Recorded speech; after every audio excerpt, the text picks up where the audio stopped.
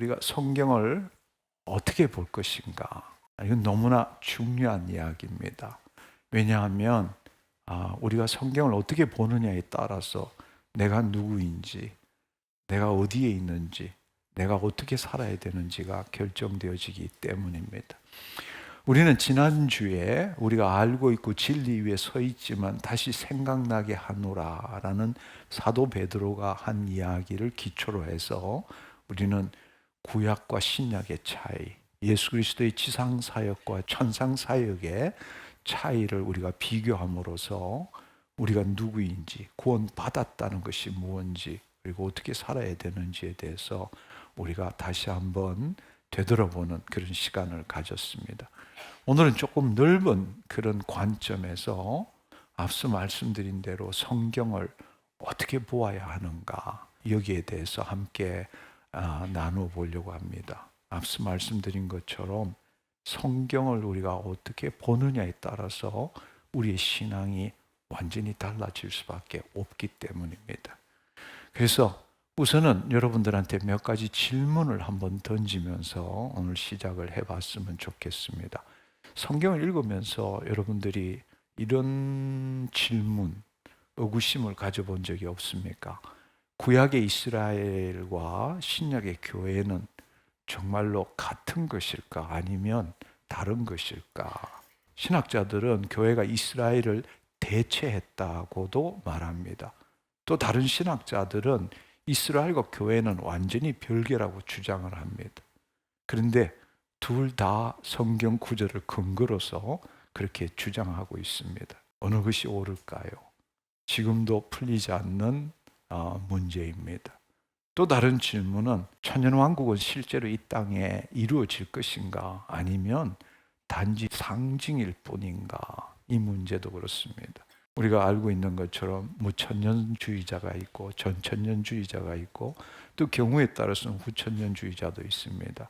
무천년설을 주장하는 분들은 지금이 천년왕국이라고 말합니다. 그런데 정말 그럴까요? 지금 이 세상에 사탄이 결박되어서 무적행 속에 있다면, 그리고 그리스도께서 왕으로 다스린다면 지금 뉴스를 보면 알 수 있을 것 같아요. 전쟁과 기근과 불의와 고통이 넘치고 있지 않습니까? 이 문제에 대해서 우리는 어떻게 생각해야 되는가?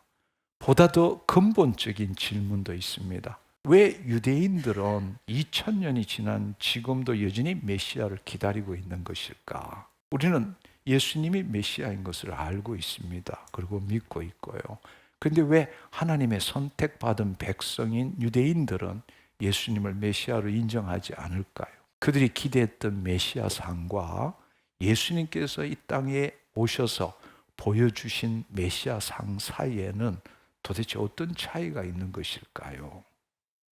유대인들은 선택된 민족임에도 불구하고 우리와 다른 신앙을 갖고 있다는 것입니다. 가장 어려운 질문 중에 하나는 흔히들 신학적으로 신정론이라고 이야기를 합니다. 하나님이 살아계신다면 왜 마귀가 존재하고, 전능하신 하나님은 왜 마귀의 활동을 아직도 허용하고 계시는가? 하나님이 정말로 전능하시고 그렇다면 마귀를 당장 없앨 수도 있지 않겠습니까?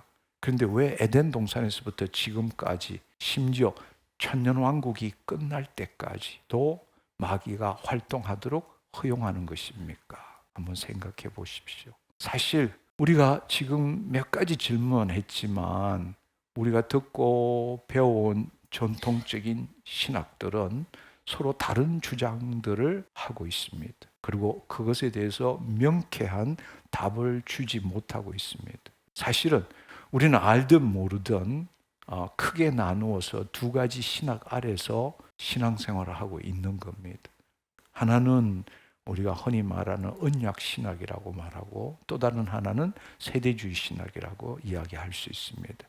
언약 신학이라는 것은 언약이라는 틀 속에서 인간의 구속사를 성경의 이야기로 보고 있습니다. 그래서 구약의 모든 언약들은 신약에서, 예수 그리스도에서 성취되었다고 말합니다. 그런데 그것만으로는 왜 이스라엘이 여전히 하나님의 계획 속에 있는지, 왜 천년왕국이 필요한지에 대한 설명을 제대로 해주지 못하고 있습니다.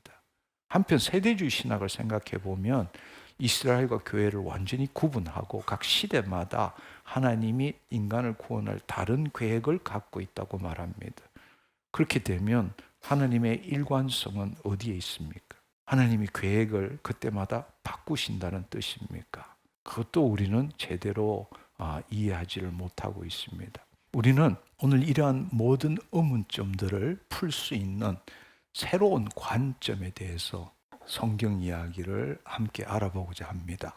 그것은 성경을 언약에 기초한 구속사 중심으로 보는 것이 아니라 왕국, 하나님의 왕국을 이루고자 하는 하나님의 창조 목적의 회복, 확장, 완성.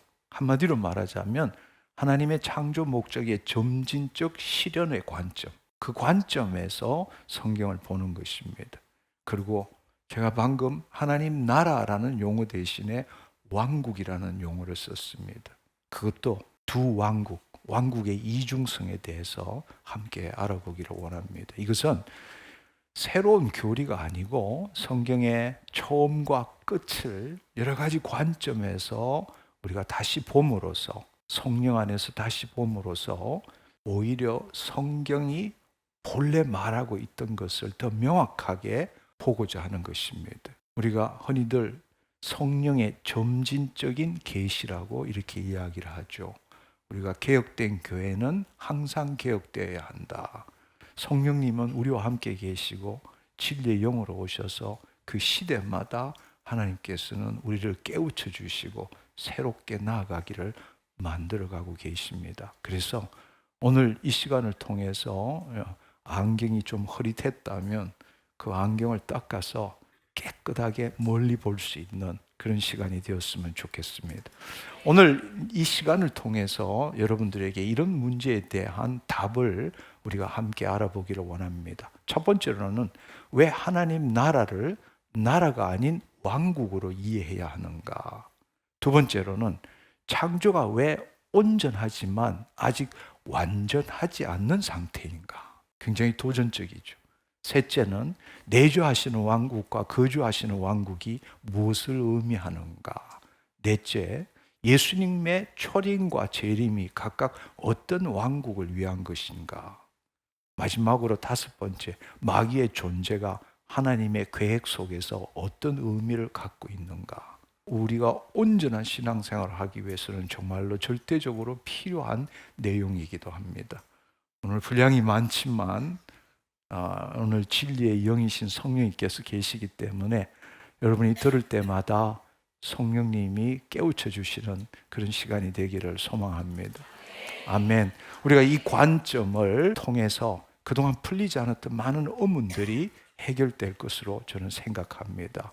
또 더 중요한 것은 그 문제, 알고 싶었던 문제를 해결받는 게 중요한 것이 아니라 그걸 해결받음으로써 늘 제가 하는 이야기지만 내가 누구이며 무엇을 위해서 부름받았고 어떻게 살아가야 되는지를 보다 명확하게 깨닫게 된다는 것입니다.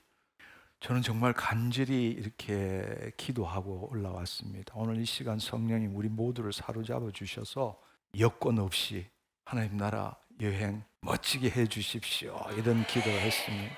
할렐루야. 오늘 그 시간이 되었으면 좋겠습니다. 아멘. 첫 번째에 대한 이야기는 왜 나라가 아니고 왕국인가? 우리가 먼저 짚고 넘어가야 될 가장 중요한 문제가 바로 이 하나님의 나라라는 용어와 하나님의 왕국이라는 용어입니다. 이 용어 때문에 우리가 하나님 나라를 제대로 이해하지 못하는 경우가 너무 많기 때문입니다. 근데 우리는 지금까지 성경에 하나님의 나라 혹은 천국이란 말을 너무나 당연하게 사용해 왔습니다. 그런데 앞서 말한 것처럼 이것을 제대로 깨닫지 못하기 때문에 예수님께서 말씀하신 그 하나님의 통치를 이해하는데 엄청난 어려움을 주고 있습니다. 그래서 복잡한 내용이지만 간단하게 말씀드리자면 성경에 보면 예수님이 말씀하신 하나님의 나라가 가까이 왔다 했을 때 본래 헬라의 뜻은 바실레아라는 뜻입니다. 바실레아라는 뜻은 이 통치라는 뜻입니다. 통치, 주권, 치세, 왕권이라는 뜻을 갖고 있습니다. 이 단어가 신약에서는 162번이나 나옵니다. 무지 많이 나오는 용어이죠. 그래서 바실레아를 영어 성경은 모두가 Kingdom of God이라고, 하나님의 나라를 하나님의 왕국, 킹덤이라는 것은 킹즈 도미니언, 왕의 지배를 나타내고 왕의 통치를 나타내는 거죠. 그래서 우리가 나라 대신에 영어 번역은 모두가 킹덤, 바실레아를 킹덤이라고 표현한다는 것입니다. 그래서 우리가 지금 성경에서 쓰고 있는 하나님의 나라는 킹덤 오브 갓으로 쓰고 있고, 천국을 표현할 때는 마태복음에만 있습니다. 천국과 하나님 나라는 같은 의미지만 마태복음에 있는데 천국은 킹덤 오브 헤븐 이렇게 번역되고 있습니다. 그래서 모든 영어 성경이 헬라 바실레아를 킹덤으로, 즉 킹덤이라는 걸 우리나라 말로 정확하게 표현하자면 왕국이죠. 하나님이 통치하시는 나라, 킹덤이란 뜻입니다. 근데 왜 우리는 그것을 나라로 표현했을까? 이게 뭐 정확하게 이야기를 하자면 엄청난 많은 이야기지만 아주 간략하게 이야기를 하자면 이 19세기부터 20세기 초에 이제 선교사들을 통해서 이 복음이 들어왔을 때 사실은 우리가 왕국에 대해서는 굉장히 부정적인 뉘앙스를 갖고 있습니다.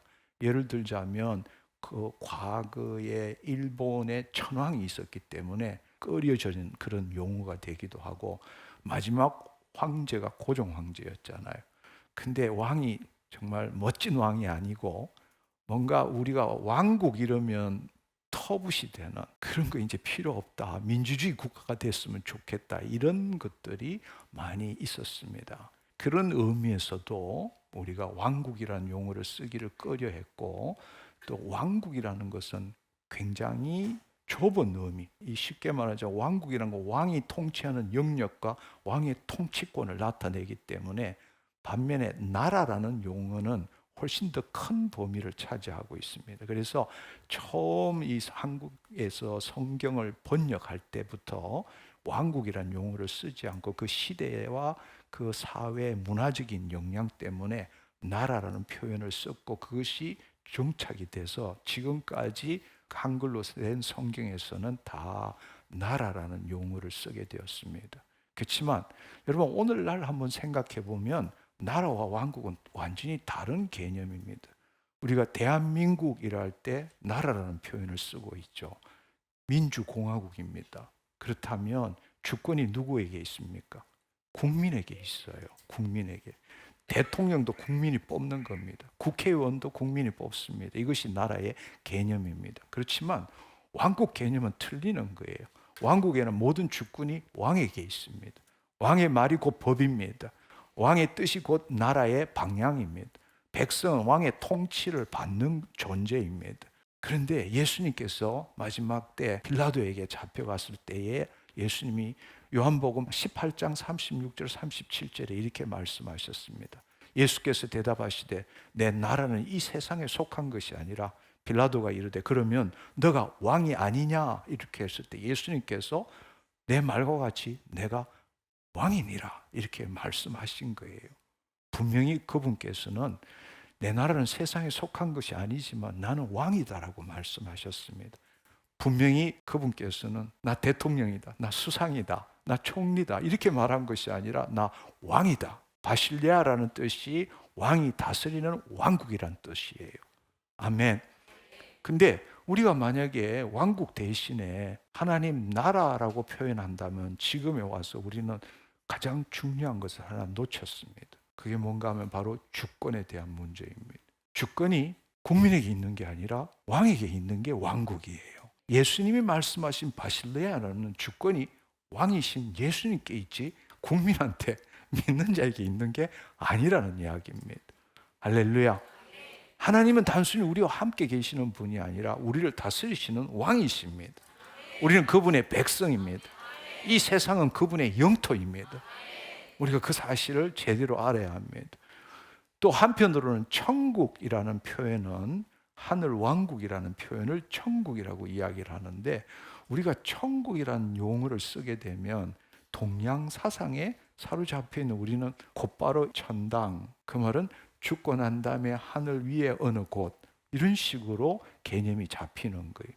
그러니까 그 당시 처음 이 복음이 들어왔을 때 세대주의적인 경향이 많았기 때문에 우리는 늘 이 세상에 지금 온 하나님 나라보다는 죽고 난 다음에 가는 천국, 천당을 소망하는 그런 신앙생활을 많이 했다는 것입니다. 너무 우스꽝스러운 것은 예수님이 이 땅에 하나님의 나라가 임했다는 걸, 그게 좋은 소식인데 우리는 가겠다고 신앙생활을 하는 거예요. 너무나 어처구니 없지만, 그래서 예수 천당, 불신 지옥, 이렇게 우리는 오랜 세월 동안 그런 신앙생활을 해왔다는 겁니다. 여러분 한번 생각해 보면 여러 가지 더 해야 될 이야기가 있지만, 사실은 하나님의 나라보다는 바실레아라는 본래 뜻은 왕국의 의미가 더 정확하다. 그것을 여러분이 알면 좋겠습니다. 아멘. 창세기를 보면 하나님께서 인간을 흙으로 지으시되 생명을 불어넣으시고 우리가 생혼이 되었다고 하셨습니다. 그리고 우리를 에덴 동산에 두시고 하나님께서는 그곳에서 거주하시면서 자녀들의 영광을 받으시고자 하셨습니다. 그리고 마귀의 시험에 자유의지를 가진 인간이 죄를 지음으로써 에덴 동산에서 타락하고 에덴 동산 밖으로 쫓겨났습니다. 그러나 예수님께서 2000년 전에 이 땅에 초림하셨죠. 그리고 왕국의 좋은 소식을 전해주셨습니다. 그 말은 뭔가 하면 하나님이 다시 통치하신다는 좋은 소식이라는 이야기. 바실레아가 통치, 치세, 왕권, 주권을 나타내는 의미이기 때문에 그냥 하나님의 나라가 임했다 이런 개념보다 바로 하나님이 통치하신다, 다시 내가 왕으로 온다. 그분은 창조주이시잖아요. 그동안에 마귀가 이 세상을 통치했는데 이제는 하나님께서 통치하신다, 이 좋은 소식을 전하러 오셨다라는 겁니다. 그런데 굉장히 이해하기 힘든 말씀을 우리에게 말씀하셨습니다. 초림 때는 바리새인과 서기관들이 당신이 말하는 하나님 나라가 언제 옵니까? 이렇게 물었어요. 왜냐하면 그들은, 이스라엘 백성들은 그 당시에 아수르, 바벨론, 바사, 그리스, 로마의 속국으로 살았기 때문에 메시아 사상을 갖고 있어서 메시아가 오면 그들이 모든 세상을 정복하고 왕이 통치하시는 다윗 왕조를 기다린 거예요. 그래서 바리새인과 사두개인들은 도대체 당신이 왕국이란 말을 썼으니까 언제 그 왕국이 오느냐 이랬을 때 예수님께서 그야말로 동문서답을 하신 거죠. 하나님 나라는 눈으로 볼 수 있는 것도 아니고 여기 있다 저기 있다 말 못하니 하나님 나라는 너희 안에 있느니라, 이런 말씀을 하신 거예요. 그러니까 이건 도저히 이해가 안 되는 이야기예요. 그리고 더 놀라운 사실은 예수님이 두 번째 오시는 재림 때는 요한계시록 20장 6절을 보면 이 첫째 부활에 참여하는 자들은, 혼의 구원을 끝까지 이루어간 자, 예수님이 재림하실 때 우리가 부활에 참여하는 자가 되죠. 복이 있고 거룩하다, 둘째 사망이 그들을 다스리는 권세가 없다라는 것은 바로 백보자 심판 때에 우리는 심판받지 않는다라는 이야기. 도리어 그들이 하나님과 그리스도의 제사장이 되어 1000년 동안 그리스도와 더불어서 왕노릇하리라. 이 말은 통치한다는 뜻이에요. 아멘. 아멘. 그러니까 첫 번째로는 하나님 나라가 어디 있느냐, 너희 안에 있다고 말씀하시고, 두 번째 오실 때 천년 왕국 동안에 너가 이 땅을 통치하게 될 거라, 이렇게 말씀하신다는 겁니다. 이 왕국을 여러분들이 제대로 이해할 줄 알아야 합니다. 이제 여러분들이 오늘 이 말씀을 가지고 왕국이 이중성을 띠고 있다는 것을 여러분들이 이해해야 합니다. 한마디로 말하자면 내주하시는 왕국과 거주하시는 왕국입니다. 표를 한번 보면 좀 더 분명하게 알 수 있습니다. 이 왕국을 제대로 이해하기 위해서는 내주하시는 왕국과 거주하시는 왕국, 이 두 개념을 가져야 하고, 또 그 왕국을 표현할 때는 하나님의 관점에서 왕국과 우리 인간의 관점에서 왕국의 무엇인지를 이해할 줄 알아야 합니다. 우리가 내주하시는 왕국은 인간의 관점에서 볼 때는 바로 우리가 한번 생각해 보면 하나님께서 흙으로 우리를 지으시고 하나님 영이 생기가 임함으로 우리가 생혼이 되었는데, 우리의 혼, 자유의지를 가진 혼이 죄를 짓고 그 마귀에게 동의함으로 죄를 짓고 타락함으로써 하나님의 영이 떠났고 타락한 혼이 몸을 붙들고 거짓자로 살아가고 있지 않습니까? 예수님이 이 땅에 오신 이유는 하나님 영이 우리에게 다시 임하셨잖아요. 그 말은 다시금 우리의 영, 혼, 몸을 통치하기를 원하시는 거죠. 본래는 우리가 하나님의 의존자였는데 이제는 자존자로 살고 있기 때문에 예수 그리스도를 믿을 때 하나님의 영이 임하시고 그 영이 임함으로 인해서 우리의 혼과 몸도 예수님이 재림하실 때까지 온전하게 되기를 원하시는 거죠. 바로 내주하시는 왕국이라는 것은 우리를 통치하신다는 뜻입니다. 아멘. 거주하시는 왕국이라는 것은 에덴 동산에 하나님께서 우리를 창조하신 다음에 그곳을 거닐고 계셨고 우리로 하여금 하나님께서 영광 받기를 원하셨잖아요. 아멘. 그 말은 뭔가 하면 그분이 이 땅에 거주하시는 게 바로 거주하시는 왕국이라는 겁니다. 아멘. 에덴 동산에서 그랬어요. 그리고 우리가 알지만 저 새 에덴 동산에 가면 장막을 치시고 우리와 함께 거하시잖아요. 그 중간에는 안 거하시잖아요. 그래서 제단에 임하시고 성막에 임하시고 성전에 임하시고 우리 가운데 임하시고 할렐루야. 우리 그 생각을 가지라는 이야기입니다. 그래서 거주하시는 왕국이라는 것은 주님께서 내주하시는 왕국이 이루어졌을 때 그곳에 임하시고 그 자녀들을 통해서 영광 받으신다는 뜻입니다. 한편 인간의 관점으로 보면 하나님은 우리를 영혼 몸을 통치하신다면 우리는 예수 그리스도 안에서 하나님과 하나 되어야 되죠. 바로 하나님의 사랑과 생명과 하나됨을 나타내는 존재가 되어야 되는 거죠. 할렐루야. 그래서 그리스도 안에서 하나님과 하나 되는 것이 우리가 왕국을 이루어가는 겁니다. 또 거주하시는 왕국에서는 하나님의 영광을 이 땅에 드러내야 되는 거죠. 그렇기 때문에 우리는 두 가지 소명을 갖고 있는 겁니다. 첫 번째 소명은 뭔가 하면 주님과 예수 그리스도 안에서 주님과 하나 되는 것. 그래서 그분의 온전한 통치함을 받는 것. 두 번째는 하나님의 창조 목적을 이루어가는 것. 이 땅에 하나님의 사랑과 지혜와 능력을 나타내는 것. 그게 바로 거주하시는 왕국을 이루어가는 겁니다. 아멘. 그러니까 이 왕국이라는 걸 썼을 때는 예수님께서 첫 번째로 너희 안에 있다고 말씀하셨고 두 번째로 너희가 왕노릇할 것이다. 이 땅에 왕노릇할 것이다. 이것만 보아도 우리는 왕국이라는 개념이 이중성을 띠고 있다는 걸 알 수 있는 겁니다. 할렐루야. 그래서 예수님이 바실레아 왕국이라고 말할 때는 우리가 이해하기는 이제는 성경을 통해서 내주하시는 왕국과 거주하시는 왕국 이 두 가지 이중성을 볼 줄 알아야 합니다. 아멘. 그래서 고린도전서 6장 19절 20절에는 보면 너희 몸은 너희가 하나님께로부터 받은 바 너희 가운데 거하시는 성령의 전인 줄 알지 못하느냐. 너희는 너희 자신의 것이 아니라 주님이 우리한테 오셔서 통치하고 계시잖아. 내주하시는 왕국이 시작되었잖아요. 그러니까 우리는 우리 자유의지를 가진 혼을 가지고 늘 몸의 종노릇하는 게 아니라 자기를 부인하고 자기 십자가를 짐으로써 내주하시는 왕국을 이루어가는 게 성화의 삶이라는 겁니다. 아멘. 반면에 거주하시는 왕국을 생각해 보면 하나님께서 이 땅에 실제로 거하시며 통치하시는 에덴 동산에 있었던 것 같은 그 일이 이루어지는 것입니다. 앞서 말한 것처럼 우리가 제단, 성막, 성전 이렇게 한번 생각해 보십시오. 그렇지만 마지막을 가면 요한계시록 21장 3절에 보면 놀랍게도 내가 들으니 보좌에서 큰 음성이 나서 이르되 하나님의 장막이 사람들과 함께 있으며 하나님이 그들과 함께 계시니라. 그들은 하나님의 백성이 되고 하나님이 친히 그들과 함께 계셨어. 에덴 동산에서 이루어졌던 일, 그 일이 그동안에 이루어지지 않았다가 마지막 새하늘과 새 땅, 새 예루살렘 성에서 이루어지는 일이 바로 이것이란 말. 왜냐하면 여러분 다 알겠지만 백보자 심판 이후에는 모든 영혼 몸이 통치함을 받는 온전한 내주하시는 왕국을 이룬 민족들만 새하늘과 새 땅에 들어갈 거 아니에요. 그때 바로 하나님께서 이 땅에 장막을 치시고 그 백성들과 함께 거하시고 우리는 왕노릇하게 되는 것. 이 피조 세계를 다스리게 되는 거죠. 할렐루야. 아멘. 그것을 여러분들이 알면 좋겠습니다. 인간의 관점에서 생각하면 요한복음 17장 21절의 말씀에 보면 아버지여 아버지께서 내 안에 내가 아버지 안에 있는 것 같이 그들도 다 하나가 되어 우리 안에 있게 하사 이렇게 기도하셨잖아요. 하나됨. 예수 그리스도 안에서 삼위일체 하나님과 하나 되어가는 것. 그것이 내주하시는 왕국이 완성되는 거죠. 아멘.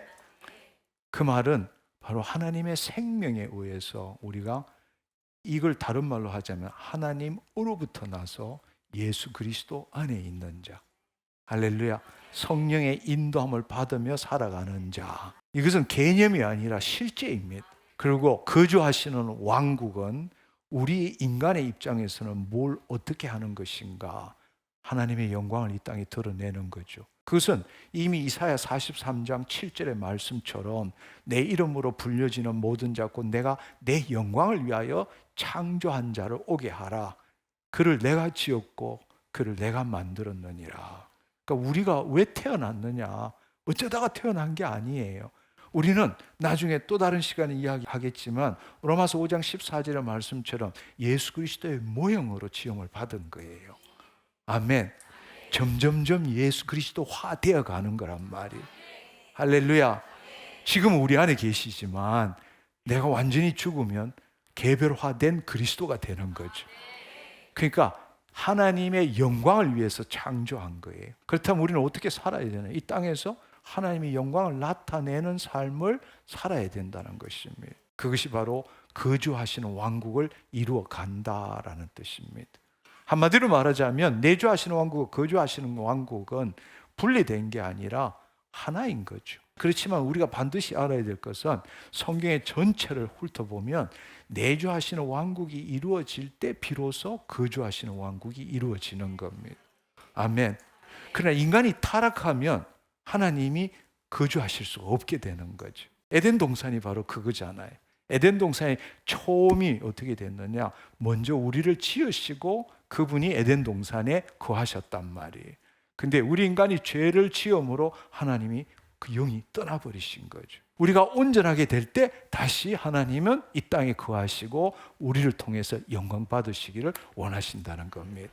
이제 그런 관점에서 생각한다면 왜 나라의 개념이 아니라 왕국으로, 예수님이 말씀하신 게 왕국으로 이해해야 되는지를 분명히 알 수 있습니다. 다시 말씀드리지만 하나님 왕이십니다. 우리는 그분의 백성입니다. 이 세상은 그분의 영토입니다. 네, 그렇습니다. 그리고 이 왕국은 두 가지의 차원으로 이루어집니다. 내주하시는 왕국과 거주하시는 왕국으로 실현되어 간다라는 것입니다. 할렐루야. 우리는 흔히들 이 성경의 전체 이야기를 우리는 어떻게 보는가 하면 창조, 타락, 구속, 영화, 성화, 한마디로 말하자면 언약에 기초한 구속사로 이 성경의 이야기를 읽게 되지만 하나님의 관점에서 볼 때는 우리가 언약에 기초한 구속사로 본다는 것은 인간을 죄인으로 보기 시작한다. 죄인이기 때문에, 죄가 없었을 때는 언약이 없겠죠. 죄가 있기 때문에 언약이 생긴 거예요. 우리를 구원하시기 위해서. 그렇지만 그게 아니라 본래 하나님이 창조하신 그 창세기와 그 하나님의 그 창조 목적이 완성된 요한계시록의 관점에서 본다면 성경의 이야기는 인간의 관점이 아니라 하나님의 이야기가 되는 거죠. 하나님이 계획하신 창조 목적을 점진적으로 실현해 나가는 그 이야기가 성경에 기록되어져 있다는 것입니다. 근데 그걸 하나님의 관점이 아니라 인간의 관점으로 우리는 지금까지 보았기 때문에 언약에 기초한 구속사로만 성경을 보기 때문에 많은 의문점들이 있고 풀리지 않는 문제들이 생겨나게 되었다는 것입니다. 그러나 우리가 그렇게 보는 것이 아니라 마귀로 인해서 그 하나님의 창조 계획이 지연되고 왜곡되었지만 멈춰지지 않고 처음부터 끝까지 하나님께서는 그분의 창조 계획을 이루어 가신다. 따라서 우리가 성경을 볼 때는 우리가 에덴으로 돌아가는 게 아니에요. 우리는 에덴에 있는 아담과 하와보다 더 나은 존재로 지금 바뀌어가고 있는 겁니다. 할렐루야. 근데 우리는 늘 지금까지 생각하는 것은 에덴 동산이 온전했고 우리가 죄를 짓고 타락했으므로 다시 에덴으로 돌아가야 되는 것처럼 우리는 신앙생활을 하지만 하나님은 전혀 그렇지 않습니다. 하나님은 우리를 지금 그분의 창조 목적의 점진적인 실현을 위해서, 그 창조 목적이 마귀 때문에 지연되었지만 회복시키고 완성시키고 그 다음에 점점점 확장시키고 저 새하늘과 새 땅에는 완성시켜 나가는 그 과정을 지금 이루어가고 계시는 겁니다. 그렇다면 여러분이 이제 이해해야 될 것은 뭔가 하면 하나님의 창조가 처음부터 완전한 게 아니라는 거예요. 여러분 이 사실을 이해할 줄 알아야 합니다. 완성을 향해 나아가도록 설계된 거지 처음부터 완전한 게 아니라 온전하지만 아직 완전치 않는 상태로 창조하셨다는 겁니다. 예를 들어서 창세기 1장 31절을 보면 하나님이 지으신 그 모든 걸 보시기에 심히 좋았더라. 저녁이 되고 아침이 되니 이제 6째 날이니라. 그리고 7째 날에 그분께서 안식하셨죠. 그러니까 5일 동안 다 만드시고 6일째 인간을 만드시고 7일째 안식하신 겁니다. 하나님 보시기에 심히 좋았더라. 이 말은 창조가 완벽했다는 뜻이죠. 그런데 정말 완벽한 것일까요? 그렇지 않습니다. 우리가 이해해야 될 것은 하나님의 창조는 그 자체로 퍼펙트, 온전합니다. 그러나 아직 완전하게 된 건 아니다. 이 개념을 여러분들이 이해할 수 있어야 합니다. 쉽게 말하자면 예를 들어서 갓 태어난 아기를 한번 생각해 보면 아기가 온전합니까? 온전하죠. 왜냐하면 손가락, 발가락, 장기 모든 게 다 있으니까 온전하죠. 하나님 보시기에 심히 좋은 걸까요? 좋죠. 그 자체는 온전합니다. 그렇지만 아기가 완전합니까? 아니요, 그것은 아니에요. 아직 걷지도 못하고 말하지도 못합니다. 점점점 자라야 되는 거죠. 성장해야 되고 성숙해야 되는 거예요. 바로 온전하지만 아직 완전치 않다는 것은 이 뜻이에요. 할렐루야. 에덴 동산에서의 창조도 마찬가지입니다. 창세기 1장 26절 27절의 말씀에 보면 하나님이 이르시되 우리의 형상을 따라 우리 모양대로 우리가 사람을 만들고 그들로 바다의 물고기 하늘의 새 가축 온 땅과 땅에 기는 모든 것을 다스리게 하자 하시고 하나님 자기 형상 곧 하나님의 형상대로 사람을 창조하시되 남자와 여자를 창조하셨다. 근데 이것은 하나님께서 그 계획의 완성을 보고 말씀하신 거예요. 한마디로 말하면 하나님의 형상을 따라 모양대로 창조하셨고 그렇게 하고 그들이 이 모든 피조 세계를 다스리고 정복하고 관리하도록 계획하신 거예요. 할렐루야. 그걸 여러분들이 이해해야 합니다. 그런데 시작은 그러면 어떠냐? 사실은 시작은 온전하지만 완전치 않습니다. 창세기 2장 7절 8절을 보면 여호와 하나님이 땅에 흙으로 사람을 지으셨어요. 생기를 그 코에 불어넣으시고 사람이 생명이 된지라. 그리고 여호와 하나님이 동방의 에덴 동산을 창설하시고 지으신 사람을 거기에 두었더라. 하나님의 창조는 온 세상을 창조하셨잖아요. 근데 시작은 어디서 시작했다고요? 에덴 동산에서 시작한 거예요. 더 놀라운 사실은 여러분 우리는 흙으로 지음을 받았잖아요. 그러나 예수님이 약속하신 게 뭐예요? 부활하시고 난 다음에 약속한 것이 우리가 혼의 구원을 끝까지 하나님이 영이 임하고 새로운 피조물이 되어서 그 혼으로 자기를 부인하고 자기 십자가를 지고 그 혼이 소생케 될 때에 예수님이 재림하실 때 더 이상 흙의 몸을 입는 것이 아니라 영의 몸을 입는다. 부활의 몸을 입는다고 말씀하신 거잖아요. 아멘. 고린도전서 15장 49절에 보면 우리가 흙에 속한 자의 형상을 입은 것 같이 또한 하늘에 속한 이의 형상을 입으리라. 할렐루야. 하나님이 창조하실 때 아담과 하와는 무죄했죠. 죄를 짓기 전에는 무죄했지만 영화롭게 되지는 않았다라는 거예요. 그럼 우리는 어떻게 되느냐?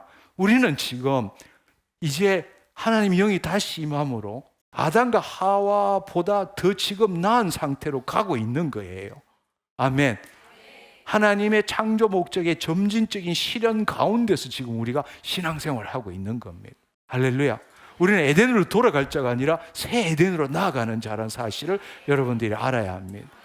그리고 더 놀라운 사실은 하나님께서는 모든 걸 준비하시고 6일째 인간을 창조하시고 7일째 안식하셨습니다. 안식했다는 표현이 창세기 2장 2절 3절에서 나오는데요. 하나님 그가 하시던 일을 7째 날에 마치시고 그가 하시던 모든 일을 거치고 7째 날에 안식하시느니라. 이때 안식하다는 뜻이 히브리어로 샤바트란 뜻이고 헬라어로는 카타파우시스란 뜻인데 이것은 쉰다는 뜻이 아니라 여기 있는 것처럼 하시던 일을 거쳤다라는 이야기입니다. 멈췄다라는 이야기. 왜 멈췄을까요? 바로 그것은 창세기 2장 15절에 보면 여호와 하나님이 그 사람을 이끌어 에덴 동산에 두어 그것을 경작하며 지키게 하시고 이제 하나님께서 바탕을 온전하게 만들어 놓고 그 인간들로 하여금 에덴 동산에서 하나님을 섬기고 하나님의 뜻을 이루고 에덴 동산뿐만 아니라 온 땅이 에덴 동산처럼 되기를 원하셨던 거죠. 그래서 하나님께서 안식한 이유, 우리는 지금 구약의 타락한 이스라엘 백성들이 그 하나님이 안식한 이유를 알지 못하고 살기 때문에 일주일에 하루만이라도 모든 걸 멈추고 너가 누구인지 어떻게 살아야 되는지를 알 수 있도록 준 게 안식일이란 말이에요. 그들이 온전한 안식을 깨닫지 못하기 때문에 준 것이 안식일이라는 거예요. 우리는 지금도 그걸 믿고 있는 거예요. 그게 아니라 하나님이 안식한 이유는 이제 하나님의 형상을 따라 모양대로 지은 우리가 이 땅에 하나님의 현현이잖아. 하나님의 사랑과 생명과 하나됨을 나타내는 존재잖아. 그걸 우리로 하여금 시작하라는 거예요. 온전히 되었다며. 온전히 되면 이제는 성숙해 나가라는 거예요. 하나님을 나타내라는 이야기예요. 그게 안식한 이유라는 이야기예요. 할렐루야. 그래서 여기에 보면 그것을 두어 경작하며 지키게 하라. 이때 히브리어로 아바드하고 이 샤마르란 뜻이 뭔가 하면 민수기에 제사장들이 이 하나님을 섬길 때 쓰는 용어와 똑같아요.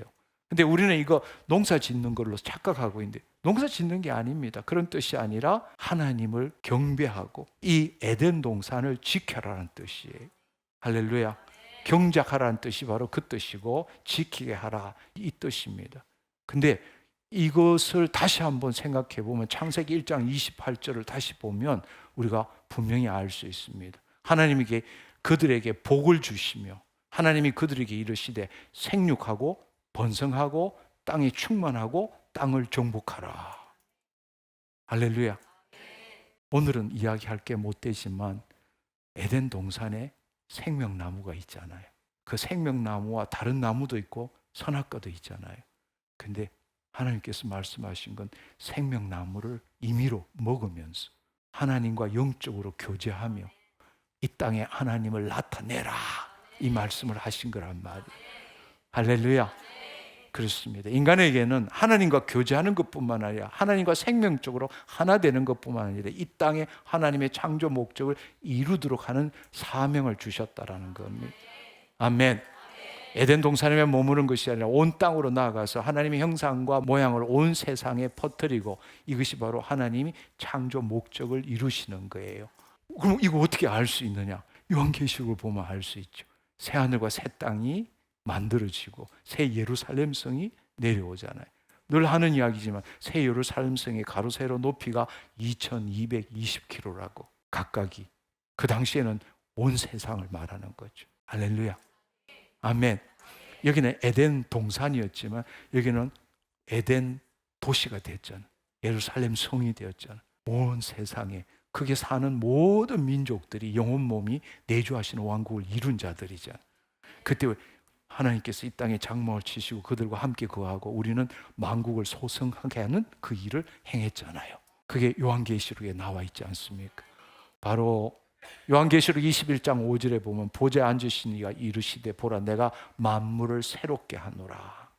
그러니까 처음에 온전하게 했지만 완전치 않는 상태고 마귀가 임함으로 해서 인간이 내주하시는 왕국을 못 이루고 거주하시는 왕국도 잃어버렸는데 마지막 때 백보자 심판 이후에는 어떻게 되느냐? 하나님께서 만물을 새롭게 하느니라. 본래 창조 목적을 완성시킨다. 그런 뜻이죠. 아멘. 이것은 원래 없었던 것을 새롭게 만든다는 뜻이 아니고 완성시킨다는 뜻이잖아요. 만물을 새롭게 한다는 것은 에덴은 동산이었지만 예루살렘은 바로 온 세상이 그렇게 되었다는 것이죠. 그리고 다음에 다시 이야기를 해야 되겠지만 이거는 정말 또 한 시간을 해야 되는 이야기지만 창세기 2장에 나오는 생명나무는 단수예요. 요한계시록 22장에 나오는 생명나무는 복수라고. 어떻게 그걸 해석해야 할는지 기대하시라. 그렇습니다.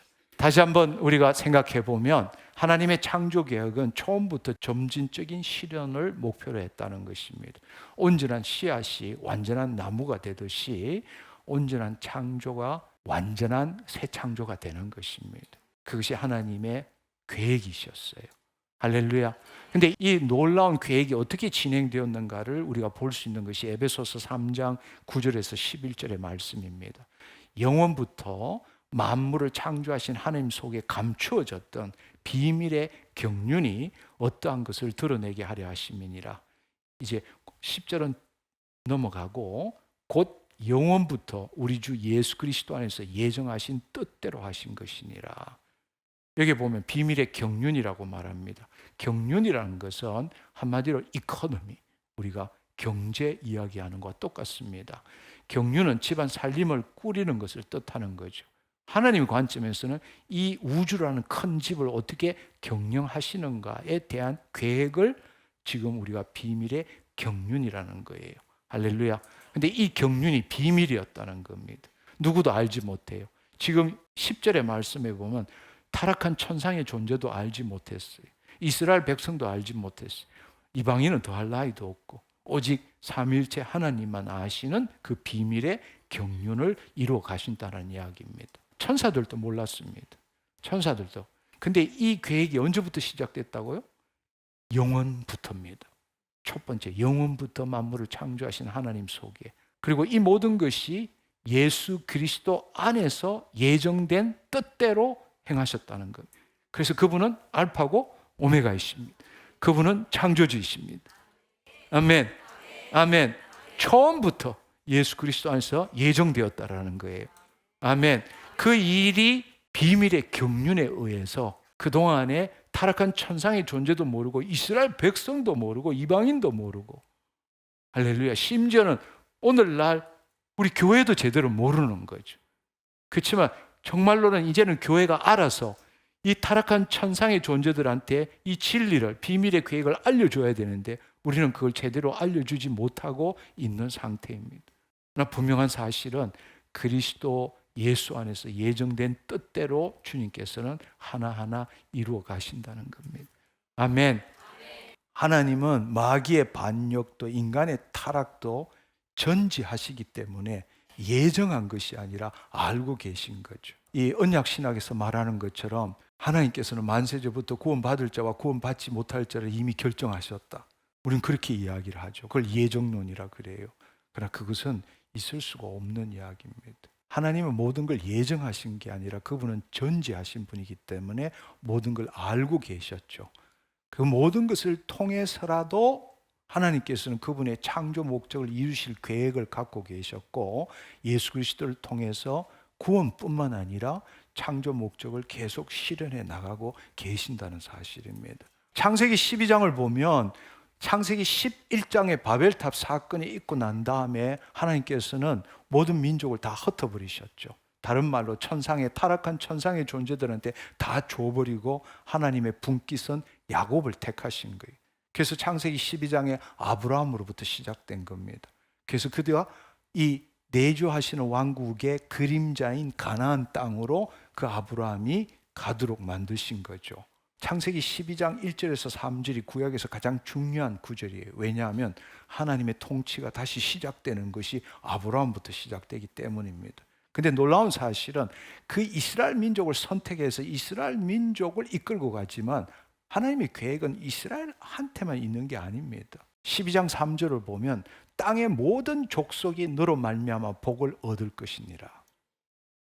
이스라엘 민족만 복을 얻는다는 이야기가 아니에요. 하나님의 그 예수 그리스도 안에서 예정된 계획은 이스라엘 민족을 선택했지만 사실은 본래 비밀의 경륜에 그 나타남은 뭔가 하면 이스라엘 민족으로 말미암아 모든 민족이 다시금 하나님의 친백성 되도록 하기 위해서 아브라함을 불렀다는 이야기예요.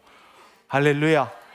한 사람을 통해서 한 민족을 불렀죠. 한 민족을 통해서 메시아가 나타나게 하신 거죠. 할렐루야. 근데 그 메시아를 통해서 지금까지 이스라엘 민족은 메시아를 부정하지만 그 결과로서 모든 민족에게 기회를 주고 있잖아요. 구원하기 위한 기회를 주고 있는 것입니다. 이게 하나님의 비밀의 경륜이에요. 그럼 이스라엘은 다 버리느냐? 아니요. 마지막 때, 마지막 예수님이 재림하실 때 다시금 그 이스라엘 민족이 돌아오게 만드시는 거예요. 그 너무나 또 큰 이야기니까 다음에 이야기하도록 하고, 그 하나님의 이 비밀의 경륜이 너무나 놀라운 거예요. 사실은 이스라엘 민족은 바로 우리를 위해 희생된 민족이에요. 우리를 구원하시기 위해서 하나님이 택한 민족이에요. 그러니까 하나님에 있어서 이스라엘 민족은 아픈 새끼손가락과 같은 거예요. 그렇기 때문에 하나님은 이스라엘 민족을 사랑하실 수밖에 없어. 우리가 이 사실을 안다면 지금 우리가 어디에 있는지, 왜 있는지를 알아야 되는 거예요. 우리가 구원받았다는 의미가 뭘 의미하는지, 그리고 우리가 선교해야 되는 이유가 뭔지도 알아야 되는 거예요.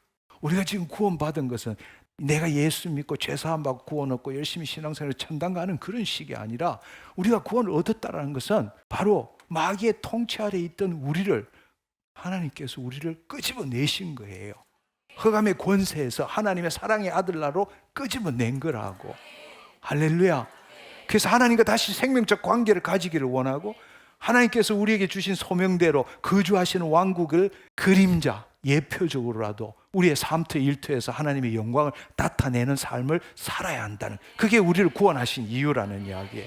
할렐루야. 선교라는 것은 그럼 뭘 의미하느냐? 바로 하나님께서 창세기 11장의 모든 민족들을, 타락한 천상의 존재들한테 줬던 것들을 이제 우리로 하여금 다시금 찾아오겠다는 뜻이라고. 마귀의 통치 아래에 있는 그들을 우리가 다시금 하나님의 친백성으로 되돌이키는 일이 선교한다. 그게 선교의 본래 의미란 뜻입니다. 아멘. 그러나 여러분이 이제 알아야 될 사실은, 하나님의 창조는 온전했습니다. 그러나 완성을 향해서 나아가고 있다는 것입니다.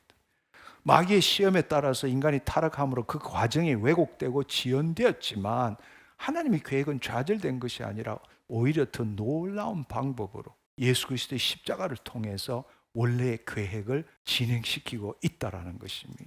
그 진행의 가장 중요한 일은 흙으로 난 자에서 하늘로부터 난 자, 땅으로부터 난 자에서 하늘로부터 난 자로 지금 그 일을 진행시켜 가고 있다는 사실입니다. 아멘.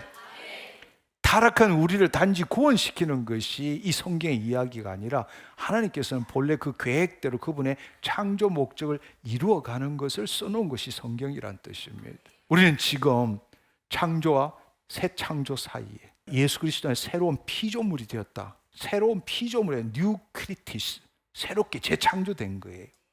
아멘. 창조와 새 창조 사이에, 온전함과 완전함 사이에, 시작과 완성 사이에 지금 우리가 존재하고 있는 것입니다. 우리는 그 여정을 지금 하루하루 살아가고 있는 거예요. 아멘. 우리는 깨째째하게 나라는 존재로부터 시작하면 이 더러운 세상, 마귀들이 들끓는 세상, 모든 것이 좋지 않고 이런 곳에서 내가 예수 믿고 어떻게든 행복 추구하고 좀 더 나은 삶, 이런 그런 이야기가 아니라는 이야기. 놀라운 하나님의 이 우주적인 계획과 우주적인 전쟁에 우리는 그분의 자녀로서 지금 참여하고 있는 거예요. 하나님의 영광을 드러내고 있는 거라고. 창조주 하나님과 생명적 관계를 가지고 그분의 영광을 이 땅에 드러내는 게 내 삶이라고, 내 매일의 삶이라고. 놀라운 사실은 여러분이 그러한 킹덤 멘탈리티, 하나님 나라의 사고방식을 갖고 살아갈 때 여러분 안에 은혜와 호의가 나타나기 시작한다고. 아멘. 내가 좀 더 나은 삶 살기 위해서 기도하고 금식하고 간절히 말씀 보고 이게 아니고, 하나님의 뜻에 일치되는 삶을 살 때 하나님이 우리를 통해서 이 땅에 개입하시고 하나님이 우리에게 역사하십니다. 당신 삶이 달라지기 시작하는 거예요. 하나님의 그 놀라운 은혜, grace and favor, 은혜와 호의가 여러분의 삶에 나타나기 시작하는 거예요. 내가 하나님을 바라보는 게 아니에요. 내가 죽고 하나님 안에서 하나님을 나타내기 시작할 때 하나님 우리를 통해서 역사하기 시작한다는 거예요. 놀라운 삶을 살기를 축원합니다. 아멘. 우리는 이 성경 전체를 통해서 이 성경 전체를 관통하는 이 두 왕국의 이 구조를 우리는 정확하게 다시 한번 볼 수 있게 됩니다. 그리고 하나님은 바로 이 두 가지 왕국, 내주하시는 왕국과 거주하시는 왕국을 통해서 당신이 원하시는 왕국을 이루어가고 계시는 거죠. 표를 한번 보면 우리가 어떤 것을 영화를 보든 연극을 보든 소설을 읽든 뭐든 읽든 간에 우리가 그 전체를 제대로 이해하려면 우리가 그 내용을 볼 수 있는 틀이 있어야 돼요. 한마디로 말하면 설정이 뭔지, 배경이 뭔지를 알아야 돼. 등장인물이 누군지도 알아야 돼. 두 번째로는 기성정결, 정계가 어떻게 이루어가는지를 알아야 해요. 그걸 플라시라 그래요.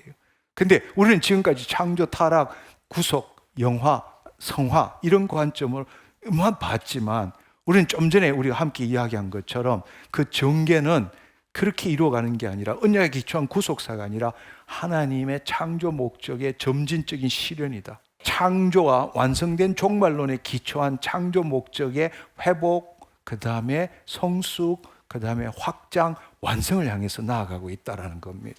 할렐루야.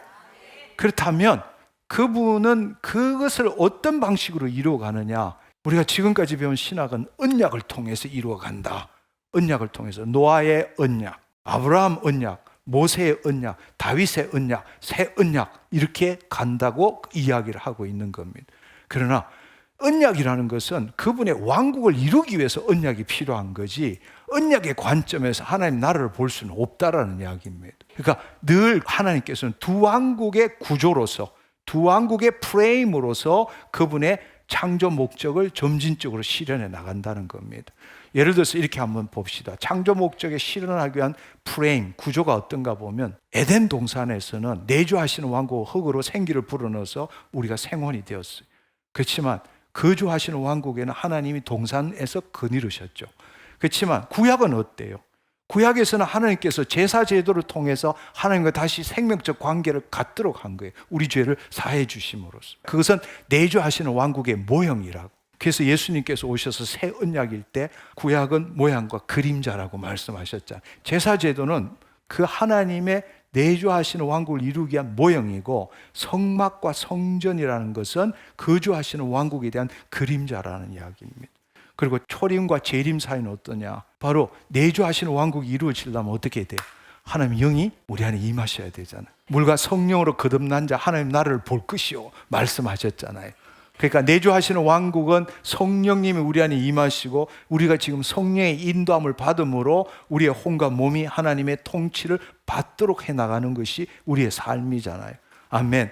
거주하시는 왕국은 뭐냐? 하나님 친백성들이 모여있는 교회가 하나의 모형으로, 지금 예수님이 재림하시고 천년 왕국, 메시아 왕국에서 있을 것을 예표적으로 보여주는 것이 바로 교회잖아요.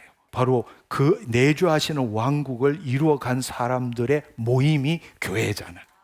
하나님의 백성들의 모임이 교회잖아요.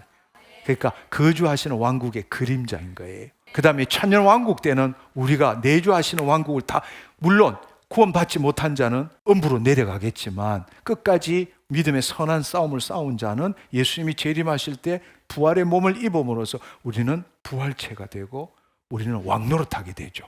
메시아 왕국을 통치하는 자가 되잖아요. 예수 그리스도와 함께 왕노릇하게 되잖아요. 마지막 때 새하늘과 새 땅 때는 어떻게 돼요? 완전히 개별화된 그리스도가 되는 거죠. 요한일서 3장 2절에 보면 바로 그때에 주님을 볼 때 내 모습을 본다 그랬잖아요. 우리는 각각이 다 다른 모양으로 지음을 받았지만 모두가 삼일체 하나님과 하나가 되어서 그분을 나타내는, 그분과 동격이란 뜻이 아니라 그분의 생명을 나타내는 존재가 되어간다는 것입니다. 아멘. 우리가 아까 읽었던 요한복음 17장 21절의 말씀처럼 하나가 된다, 그런 뜻이고, 그 다음에 거주하시는 왕국은 하나님과 영원히 동거하고 그분께 영광 올려드리는 삶을 사는 거죠. 그러니까 우리가 지금 에덴, 구약, 초림, 재림, 천년왕국, 새 창조 이걸 보면 다 이게 내주하시는 왕국과 거주하시는 왕국에 대한 이야기로서 이 일을 이루기 위해서 언약을 맺었다라는 것. 그 시대마다 언약을 맺어가면서, 언약을 맺는 이유는 이 왕국을 이루기 위해서다. 우리가 내주하시는 왕국이라는 것은 하나님의 통치가 우리 안에 임하는 것이죠. 할렐루야. 그 말은 우리 안에 오셔서 영과 혼과 몸을 다스리는 거죠. 그래서 땅에 흙으로 지었고 생기를 그 코에 불어넣어서 생명이 되었는데, 하나님의 그 생기가 우리 안에 임함으로써 내주하시는 왕국이 시작된 거죠. 그러니까 인간은 단순한 육체를 가진 존재가 아니라 하나님의 영을 담은 그릇이 된 거죠. 그렇지만 우리가 알아야 될 사실은 우리가 온전하지만 완전치는 않은 거죠. 무죄했지만 영화롭게 되지는 않았기 때문에 마귀가 와서 속살거릴 때 마귀의 시험에 우리의 자유의지를 가진 혼이 그 마귀의 말에 동의함으로써 우리는 죄를 짓고 타락했고 그 결과로서 하나님 영이 떠나시게 된 겁니다. 그러나 하나님은 어떠한 민족도 포기한 적 없고 당신이 지은 이 피조 세계를 포기한 적이 없습니다. 당신이 창조하신 거고 우리 인간도 당신이 창조한 거고 이 피조 세계도 당신이 창조하신 거기 때문에 이것을 이루어가게 새롭게 되도록 이루어가는 것이지 한 번도 포기한 적이 없다라는 것입니다. 그래서 앞서 말씀드린 것처럼 구약시대는 이 성전을 성막 성전에서 제사 제도를 함으로써 내주하시는 왕국과 거주하시는 왕국의 모형과 그림자를 보여준 겁니다. 그리고 마침내 때가 되었을 때 예수님께서 오셨죠. 예수님께서 오셔가지고 요한복음 20장 21절에 보면 바로 창세기 때 그 코에 생기를 불어넣은 것처럼 예수님께서 숨을 내쉬며 성령을 받아라 재창조하신다는 겁니다. 아멘. 아멘. 그래서 그 제자들이 성령을 받고 그때부터 내주하시는 왕국이 시작되는 거잖아요. 할렐루야. 그렇습니다. 앞서 우리가 함께 나왔던 것처럼 우리 몸이 하나님의 성전이 되는 거죠. 구약에서는 에덴 동산이 처음에는 타락하기 전에 에덴 동산이 하나님의 성전이죠. 그 다음에 타락한 후에는 바로 건물 성전이 있었죠. 거기에 와 계셨죠. 근데 지금은 우리가 성전이 된 겁니다. 다른 말로 내주하시는 왕국을 이루어 간다라는 것입니다. 그렇지만 우리가 현실을 이해해야 되는 것은 내주하시는 왕국이 시작되었지만 온전하지만 완전치 않는 상태죠. 그 말은 무슨 말인가 하면 하나님의 영이 우리 안에 임하셔서 하나님으로부터 나서 예수 그리스도 안에 있지만 우리의 혼은 여전히 타락한 혼이고 우리의 몸은 죄로 인해 가지고 물든 몸을 갖고 있는 거죠. 그렇기 때문에 우리는 영으로서 몸의 행실을 죽임으로 우리가 새롭게 되는 일을 해나가야 된다. 내주하시는 왕국을 이루어가는 삶을 살아야 한다. 그렇게 하기 위해서는 타락한 혼이 자유의지를 가진 타락한 혼이 늘 자신의 생각과 감정을 부인하고 자기 십자가를 지고 그리스도 안에 거함으로 그의 나라와 의를 구하는 삶을 살아가야 한다는 것입니다. 할렐루야. 그렇게 살면 어떻게 된다고요? 뭘 입는다고요? 영의 몸을 입게 된다는 사실입니다. 바로 우리가 성화의 삶이라는 게 바로 이 삶을 살아가는 것을 성화의 삶이라고 그런 것입니다. 이 일을 이루었을 때에 모든 자들에게 다 기회를 준 거죠. 왜냐하면 이 천국 복음, 하나님 나라 복음이 모든 민족에 증거되기 위하여 온 세상에 전파되리니 그제야 끝이 오리라 말씀하셨잖아요. 마태복음 24장 14절의 말씀. 그 말은 바로 구원받은 우리가 지금 선교하러 가잖아요. 온 세상의 모든 민족에게 이 좋은 소식, 하나님이 통치하신다는 좋은 소식을 전하는 거잖아요. 끝까지 땅 끝까지 가서 모든 민족에게 기회를 주는 거예요. 자유의지를 가진 그들이 받아들이든지 아니면 거부하든지는 그들의 몫이지만 우리가 이 좋은 소식을 전해야 되는 것은 마땅히 하나님의 자녀로서 창조 목적을 실현하기 위해서 해야 될 일들이죠. 그래서 우리가 땅 끝까지 선교해 나가는 겁니다. 모든 자들이 기회를 줬어요. 그러고 난 다음에 마지막 때 예수님께서 사랑의 심판을 하게 되는 거죠. 그분이 벌을 주는 게 아니라 사랑하기 때문에 끝까지 참고 인내하시고 모든 자에게 다 기회를 주시고 난 다음에 마침내 이 이방인의 수가 찰 때에 그때는 예수님이 재림하시게 되는 거죠. 할렐루야. 그리고 사랑의 심판, 그것은 형벌이 아니라고. 하나님이 사랑이시기 때문에, 그렇지만 마귀의 통치에 있는 자를 자녀로 받아들일 수 없기 때문에 심판하셔서 그들은 엄부로 내려가게 되고 우리는 몸의 부활을 입게 되고, 그때부터 어떻게 되느냐? 그때부터는 내주하시는 왕국을 이룬 자들은 부활의 몸을 입고 예수 그리스도와 함께 1000년 동안 왕노릇하는 거예요. 그렇지만 그때에 내주하시는 왕국이 온전하냐? 그렇지 않아요. 왜냐하면 우리는 부활의 몸을 입고 예수 그리스도와 함께 왕노릇 하겠지만 예수 그리스도가 재림하실 때 예수 그리스도를 믿은 자들이 있을 거 아니에요. 그들은 지금 우리와 같은 자들이 있을 거 아니에요. 우리는 그들을 통치하는 일을 하잖아요. 아멘. 그렇기 때문에 거주하시는 왕국이 시작되었죠. 바로 부활의 몸을 입은 우리들 때문에 메시아가 예수님이 다시 감람산에 내려오셔서 거주하시는 왕국을 이루어 가시지만, 그럼에도 불구하고 천년왕국 동안에는 내주하시는 왕국도 거주하시는 왕국도 온전하지만 완전치는 않다는 이야기. 온전하지 않는 이유는 지금 우리와 같은 자들이 그때 있기 때문이고, 그들 때문에 거주하시는 왕국이 온전치 않지만 지금과는 비교할 수 없을 만큼의 놀라운 삶, 100세 이전에 죽은 자는 저주받는 자라고 이사야서는 말하잖아요. 환경과 모든 것이 바뀐 상태가 예수님이 재림하시면 거주하시는 왕국으로서 그 일들이 일어난다는 이야기예요.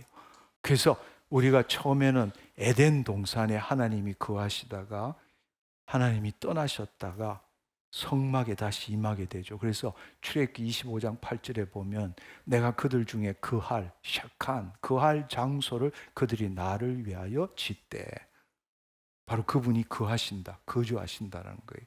할렐루야. 그리고 더 놀라운 사실은 예수님이 이 땅에 오셨을 때에 요한복음 1장 14절을 보면 말씀이 육신이 되어 우리 가운데 거하심에, 할렐루야. 이때 똑같아요. 히브리서 샥한 거하다, 이 땅에 거하시다. 에덴 동산에 하나님 거하신 것처럼 성자 하나님이 이 땅에 오셔서 우리 가운데 거하시는 거예요. 근데 잠시 거하셨어. 33년만 거하셨어. 그리고 다시 하늘로 오르셨단 말이에요. 할렐루야. 그럼 우리는 어떻게 해야 되느냐? 우리는 다시금 그분이 이 땅에 오시도록 해야 되잖아요. 통치하시도록. 그 일을 위해서 우리는 땅끝까지 복음을 전해야 된다는 이야기입니다. 그리고 예수님께서 구약의 선지자를 통해서 말한 것처럼 스가랴서 14장 4절의 말씀에 보면 재림하실 때 그날에 그의 발이 예루살렘 앞 곧 동쪽 감람산에 서실 것이다. 다시 이 땅에 오신다. 즉 거주하시는 왕국이 시작된다. 그러나 그럼에도 불구하고 온전하지만 완전하지는 않다.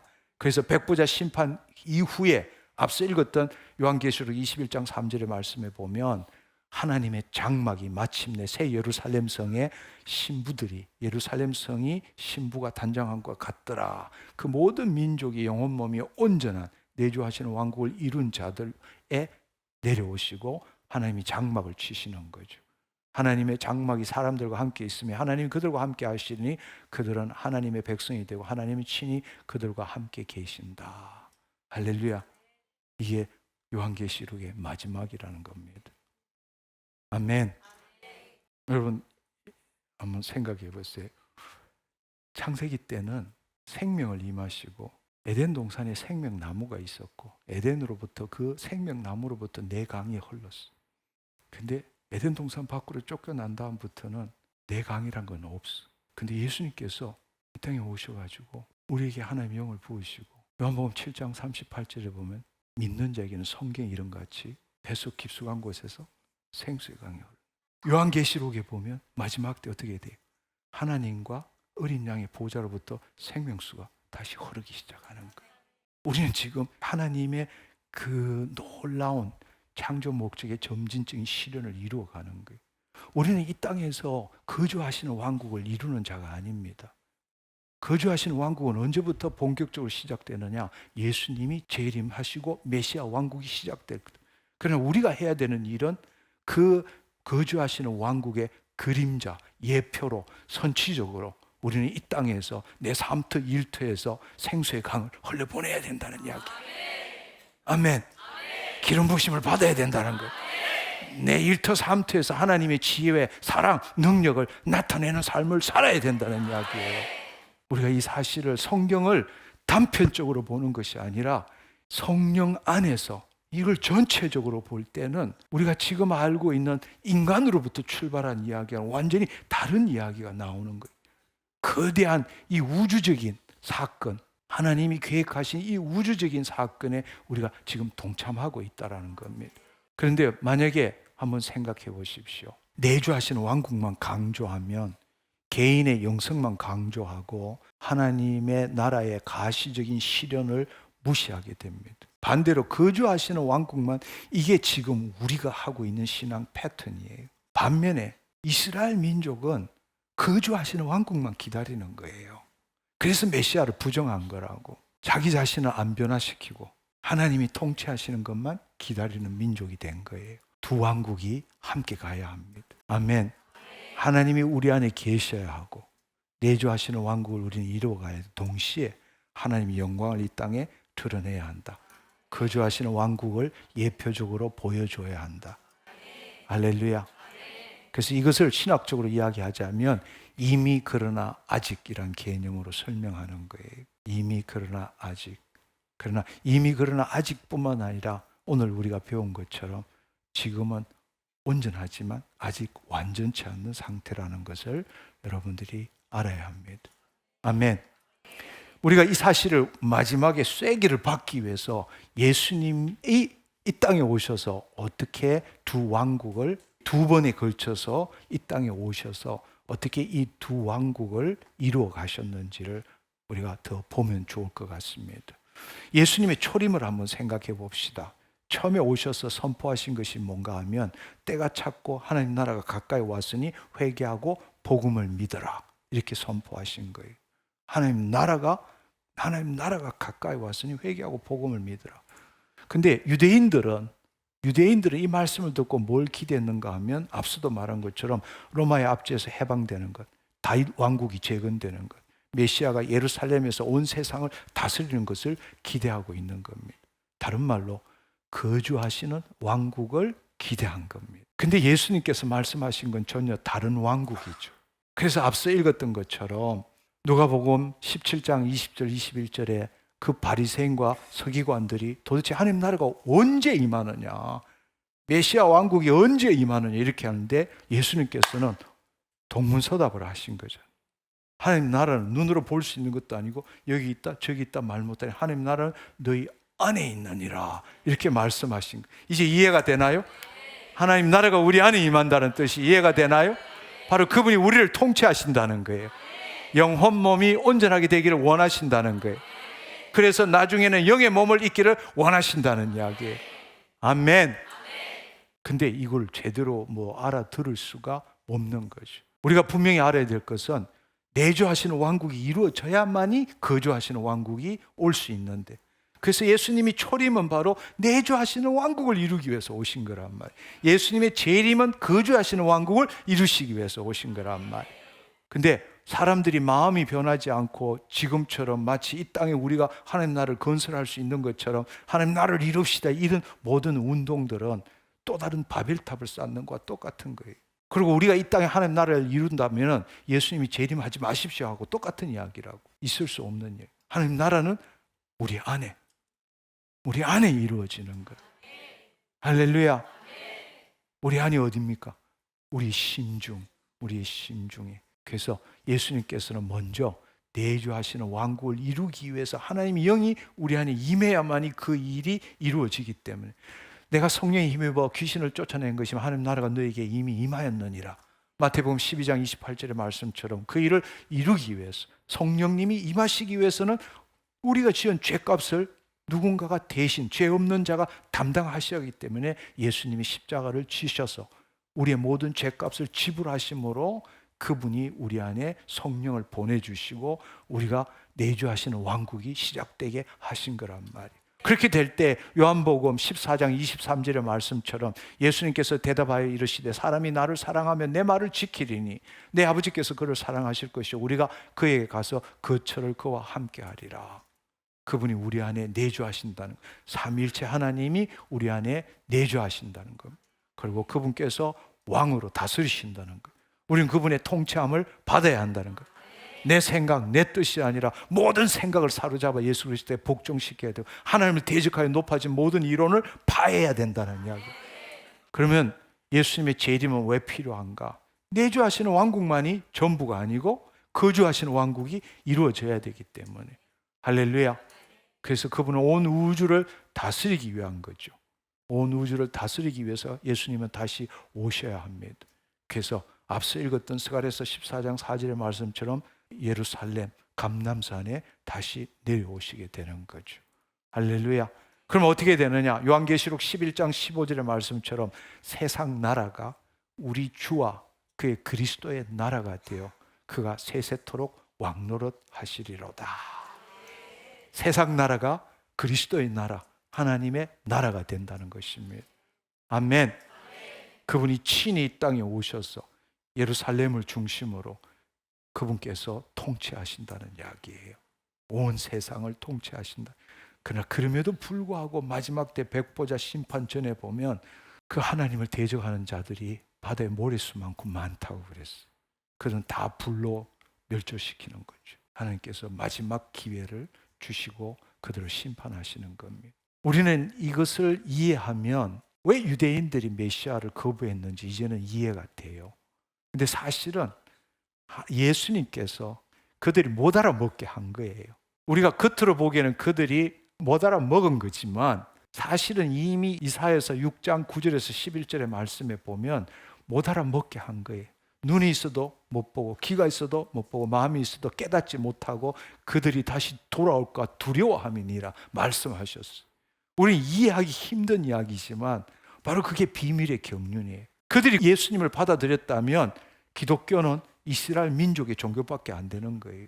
그들이 메시아를 거부하고 십자가를 지게 함으로써 우리 모든 사람들이 죄 사함을 받고 다시금 하나님의 자녀가 될 수 있는 겁니다. 할렐루야. 그들은 우리를 위해서 희생한 민족인 거예요. 그러나 그럼에도 불구하고 그들도 다시 회복시키는 것이 하나님의 비밀의 경륜이라는 겁니다. 그걸 우리가 이해해야 합니다. 근데 오늘날 우리 교회는 어떻습니까? 우리는 그 반대의 오류를 범하고 있어요. 우리는 그냥 내주하시는 왕국만 추구하는 거예요.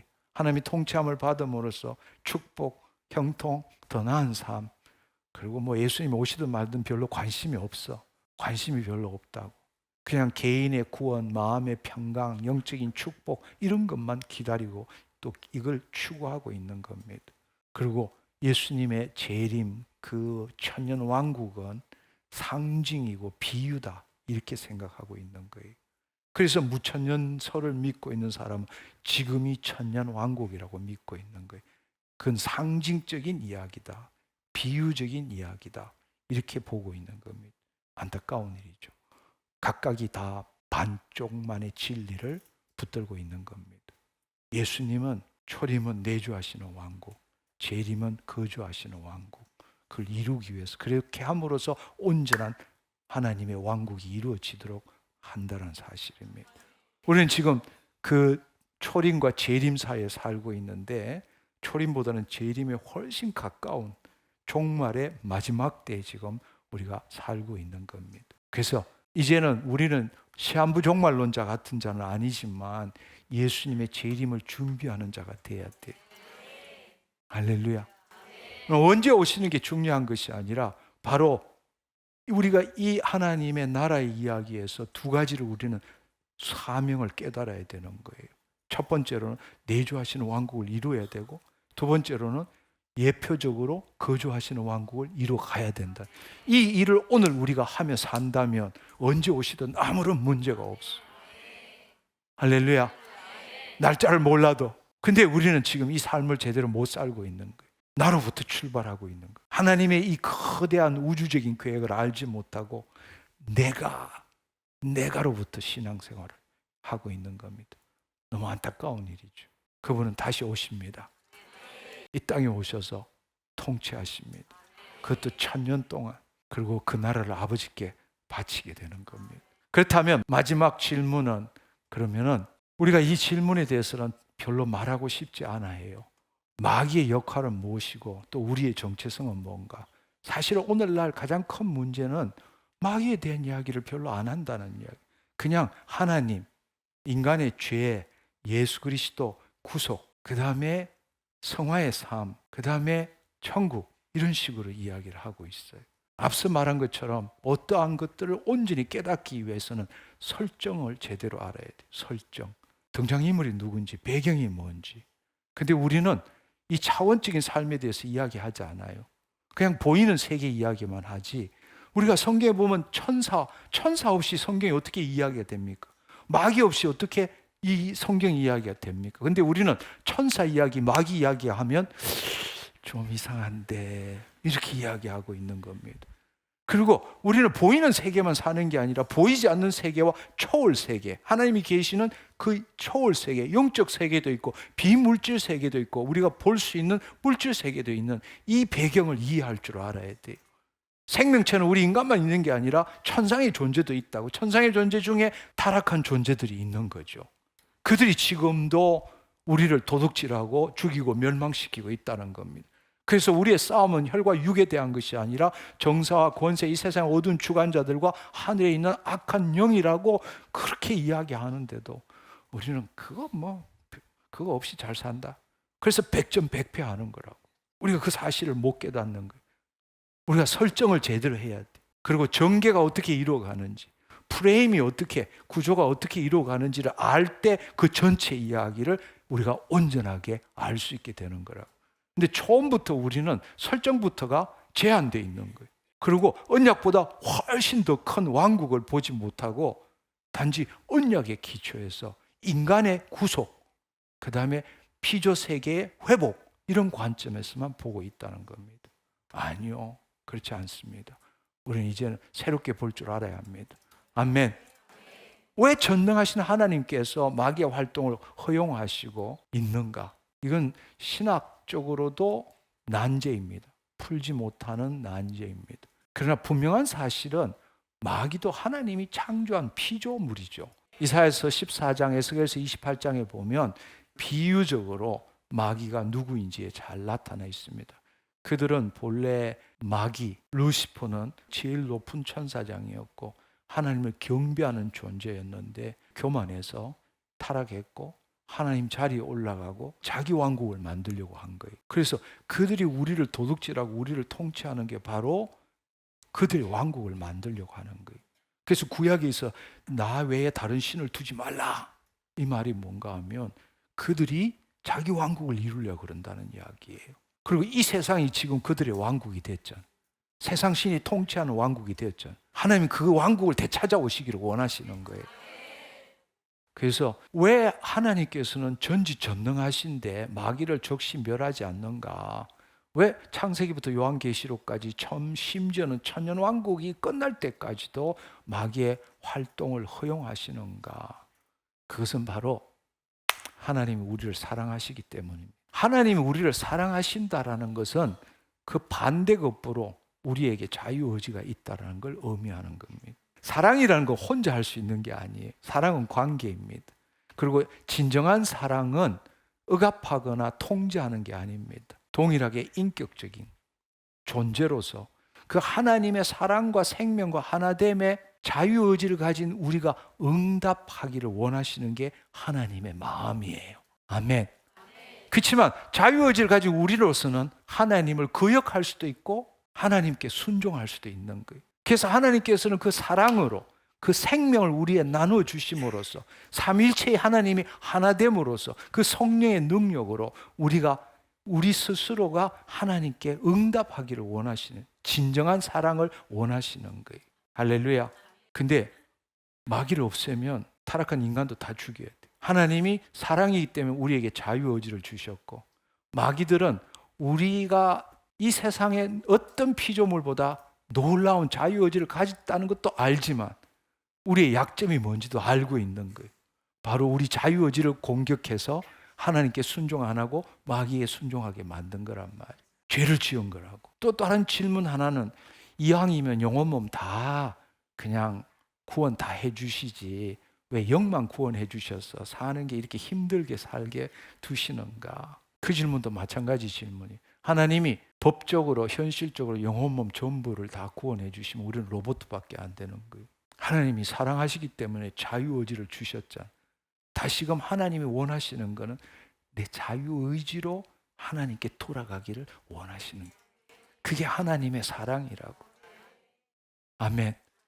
그냥 돌아오는 게 아니라 우리한테 생명을 주므로 그리고 성령의 역사를 통해서. 할렐루야. 마귀를 살려두는 것도 마찬가지. 끝까지 모든 한 사람에게 다 기회를 주기 위해서 우리가 진정한 그 하나님의 사랑에 반응하는, 응답하는 한 사람이라도 다 살려내기 위해서. 그래서 마지막 백보자 심판 전까지 마귀를 살려두는 거예요. 다른 말로 하나님께 응답하는 자를 구원하시기 위해서. 그렇지만 반면에 하나님의 고통은 얼마나 크시겠어요. 결국 자유의지로 우리가 선악과를 먹었는데 결단코 죽으리라 했는데 사실은 죽은 게 우리가 아니라 하나님이 우리 자유의지를 그대로 두기 위해서 하나님이 이 땅에 오셔서 십자가를 지신 거잖아요. 그게 바로 하나님의 사랑이라고. 아멘. 우리가 알아야 될 사실은 뭔가 하면 우리가 받는 모든 고통과 고난과 질병 이러한 것들은 하나님이 주신 게 아닙니다. 우리가 지난 시간에도 이야기했지만 우리는 거듭날 때부터 하나님의 생명과 축복이 흐르는데 자유의지를 가졌기 때문에 마귀의 말에 동의한 거예요. 마귀의 말이 동의하기 전에는 하나님의 보호막이 우리를 둘러싸고 있어요. 빛 가운데 있기 때문에 어떤 더럽고 악한 것도 들어올 수가 없어. 내가 자유의지를 갖기 때문에 마귀의 말에 동조하고 그 유혹과 시험에 걸려든 거란 말이에요. 내 생각과 내 감정대로 할 때 그때 어떻게 되느냐? 바로 하나님의 빛의 보호막이 사라지게 되고 그 결과로 어둠 속에 있게 되고 하나님 우리를 형벌을 주거나 심판하는 게 아니라 바로 자유의지를 잘못할 때 진정한 자유는 하나님 안에서의 자유지 하나님의 밖에 그리스도 밖에서의 자유가 아니라는 걸 가르쳐 주시고 우리로 하여금 바로 영혼에 대한 사모함이 있는 그 혼이 하나님 앞에 돌아오기를 원하시는 거예요. 하나님의 궁극적인 목적은 우리를 판단하고 심판하고 벌 주시는 게 아니라 다시금 하나님의 자녀로 돌아오기를 원하시는 거예요. 하나님의 생명과 축복이 흐르기를 원하시는 거라. 아멘. 그것이 바로 우리가 받는 고통과 고난의 근원이라는 겁니다. 그렇지만 우리가 야고보서 1장 12절의 말씀처럼 시험을 참는 자는 복이 있나니 하나님이 시험 주시는 게 아니잖아요. 우리의 욕심이 잉태해서 죄를 낳고 죄가 장성함으로 사망에 이르는 거잖아요. 하나님 시험을 준 적이 없다고 말씀하세요. 아멘. 그러나 마귀의 시험이 있을 때도 우리가 참는 자는 복이 있나니 이는 시련을 견뎌낸 자가 주께서 자기를 사랑한 자들에게 약속하신 생명의 면류관을 얻을 것이니라. 할렐루야. 그러니까 사실은 마귀는 우리를 도둑질하지만 하나님께서는 진짜 그 사랑을 알고 있는 자를 구별해내는 수단으로 쓰고 있는 거죠. 근데 백전백패하라고 주신 게 아니잖아요. 이미 그분께서 우리에게 생명과 축복을 주시고 이미 우리 안에 계신 예수님이 세상을 이긴 자잖아요. 우리가 그리스도 안에서 승리한 삶을 살기를 원하는 거지 막바로 그냥 내보내놓고 네 멋대로 해봐라. 잘하면 내 새끼, 못하면 마귀 새끼 이렇게 하신 게 아니란 말이에요. 아멘. 바로 우리 안에 예수 그리스도로 그 신성과 그 하나님 주신 모든 축복을 우리 안에 주시고 우리로 하여금 마귀에게 텀을 주지 말라고 말씀하시고 우리한테 예수 그리스도 안에 들어가서 마귀를 대적하라고 말씀하시고 그리고 우리한테 우리의 싸움은 이 세상에 보이는 게 싸움이 아니다. 영적 전쟁이다. 알든 모르든 좋든 싫든 우리는 지금 영적 전쟁 한가운데 살고 있다는 걸 우리한테 알려주신 거란 말이에요. 아멘. 마귀는 우리를 도둑질하잖아. 우리 안에 있는 걸 빼내가는 거잖아. 몰래 와서 훔쳐가는 거잖아. 지금 그 전쟁을 벌이고 있다는 이야기예요. 그걸 통해서 진짜 하나님의 자녀가 누구인지를 분별하게 되는 겁니다. 그리고 우리 입장에서 보면 끝까지 믿음의 선한 싸움을 싸우는 자, 그걸 찾고 있는 거예요. 할렐루야. 이제 결론을 내리자면 우리가 이 두 왕국을 제대로 이해한다면 우리의 새로운 정체성과 우리의 사명이 뭔지를 다시 한번 깨달아야 한다는 것입니다. 보이는 세계뿐만 아니라 보이지 않는 세계, 하나님 계시는 초월된 세계가 있다라는 것. 지상의 존재뿐만 아니라 천상의 존재들도 있다라는 것. 좋은 천사도 있지만 악한 천사도 있고 타락한 천상의 존재들이 지금도 우리에게 틈을 노리고 우는 사자처럼 돌아다니며 우리를 도둑질하기를 원하고 있다는 사실을 우리는 깨달아야 합니다. 그리고 성경을 단지 타락한 인간의 관점에서 언약에 기초한 구속사로 볼 것이 아니라 하나님께서 처음 우리를 어떻게 창조하셨는지를 보라는 이야기. 그리고 하나님께서 우리가 그야말로 구원을 얻고 재림 때 부활의 몸을 입었을 때 어떤 존재가 되는지 말씀하셨는지를 생각해 보라는 이야기예요. 결코 우리는 다시금 아담과 하와처럼 돌아가고 에덴 동산으로 돌아가는 게 아니라는 이야기예요. 하나님의 그 창조 목적의 점진적인 실현을 위해서 우리는 회복하고 성숙하고 온 세상에 확장되고 마지막 때 완성에 이르는 그 과정을 지금 가고 있다라는 것입니다. 할렐루야. 그리고 우리를 구원하신 이유는 단지 형통 축복 더 나은 삶이 아니라는 거예요. 하나님의 그 놀라운 창조 목적에 우리를 선택하셔서 그 일을 행하도록 지금 하고 있는 거예요. 그래서 우리 안에 와 계시는 거예요. 근데 수많은 사람들이 그분의 능력과 그분의 지혜를 사용할 줄 몰라. 교회는 다니고 기도도 하고 열심히 봉사도 하지만 그분을 나타내는 삶을 뭔지를 모르는 거예요. 그분이 지금 내 안에 오셨고 내 안에 그분의 생명과 축복이 흐르고 있는데 그는 어디다 써먹는지 모르겠어. 너무 안타까운 이야기. 그리고 하나님과 생명적인 교제를 나누지를 못해. 사실은 지금 이 순간 여기에도 마찬가지예요. 여러분이 하나님을 믿느냐고, 아니면 하나님의 생명이 지금 내 가슴에서 느껴지느냐고, 머리로 신앙생활 하느냐, 살아있는 하나님과 지금 관계하고 있느냐, 한번 생각해 보세요. 하나님 믿습니다. 어떻게 믿느냐고. 내가 하나님의 자녀라면 지금 이 순간도 내 안에 있는 그분의 임재가 느껴져요. 그 임재에 따른 영광이 체험되어져야 되잖아요. 아멘. 그럴 때라야만이 더럽고 악한 것이 나를 속이고 할 때도 내 안에 계신 성령님께서 말씀하시고 나한테 감동 주시고 꾸짖기도 하시고 사랑도 하시고, 그래서 내가 변화될 수 있는 거죠. 근데 내 머리로 이렇게 하면 안 되고 말씀이 이렇게 하면 안 되고 그렇게 해서 어떻게 우리가 이길 수 있어요? 마귀를 못 이기는 겁니다. 그리고 이 성경의 전체 이야기의 구조를 우리가 소위 프레임이라고 말하는 걸 새롭게 볼 줄 알아야 돼요. 창세기부터 요한계시록까지 다 이 왕국에 대한 이야기라고, 두 왕국에 대한 이야기라는 겁니다. 그래서 내주하시는 왕국과 거주하시는 왕국이 어떻게 변해가고 있는지, 예수님의 초림과 재림이 어떻게 되어가는지, 마지막 때 요한계시록 때 어떻게 두 왕국이 완성되어 가는지 우리가 이것을 새롭게 깨달을 줄 알아야 합니다. 아멘. 그래서 하나님 자녀의 이중적인 그 사명을 다시금 표로 한번 보면, 우리는 이 내주하시는 왕국의 사명은 우리가 그리스도 안에서 하나가 되어야 되죠. 그리스도를 닮아가는 게 아니라 그리스도를 나타내는 삶을 살아야 되는 거죠. 아멘. 아멘. 그렇게 함으로써, 영으로서 몸의 행실을 죽임으로써 영혼 몸이 변화되어야 되는 거예요. 그래서 예수님이 재림하실 때에 우리의 온 영과 혼과 몸이 예수 그리스도로 재림할 때 온전케 되기를 원하시는 그 삶을 살아내야 되는 거예요. 그래서 개인적으로 늘 성화의 삶, 그 말은 자기를 부인하고 자기 십자가를 지고 그리스도 안에 들어가는 삶. 할렐루야.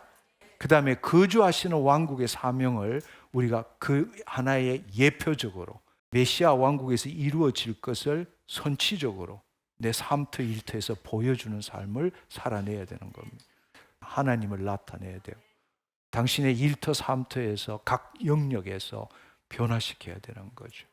늘 이노베이션, 개혁하고 영향력을 주고 내 삶 모든 기준이 동일하게 되는 삶을 살아야 되고, 우리 서로 함께 살아가는 교회적인 삶을 살아야 되는 것, 공동체적으로.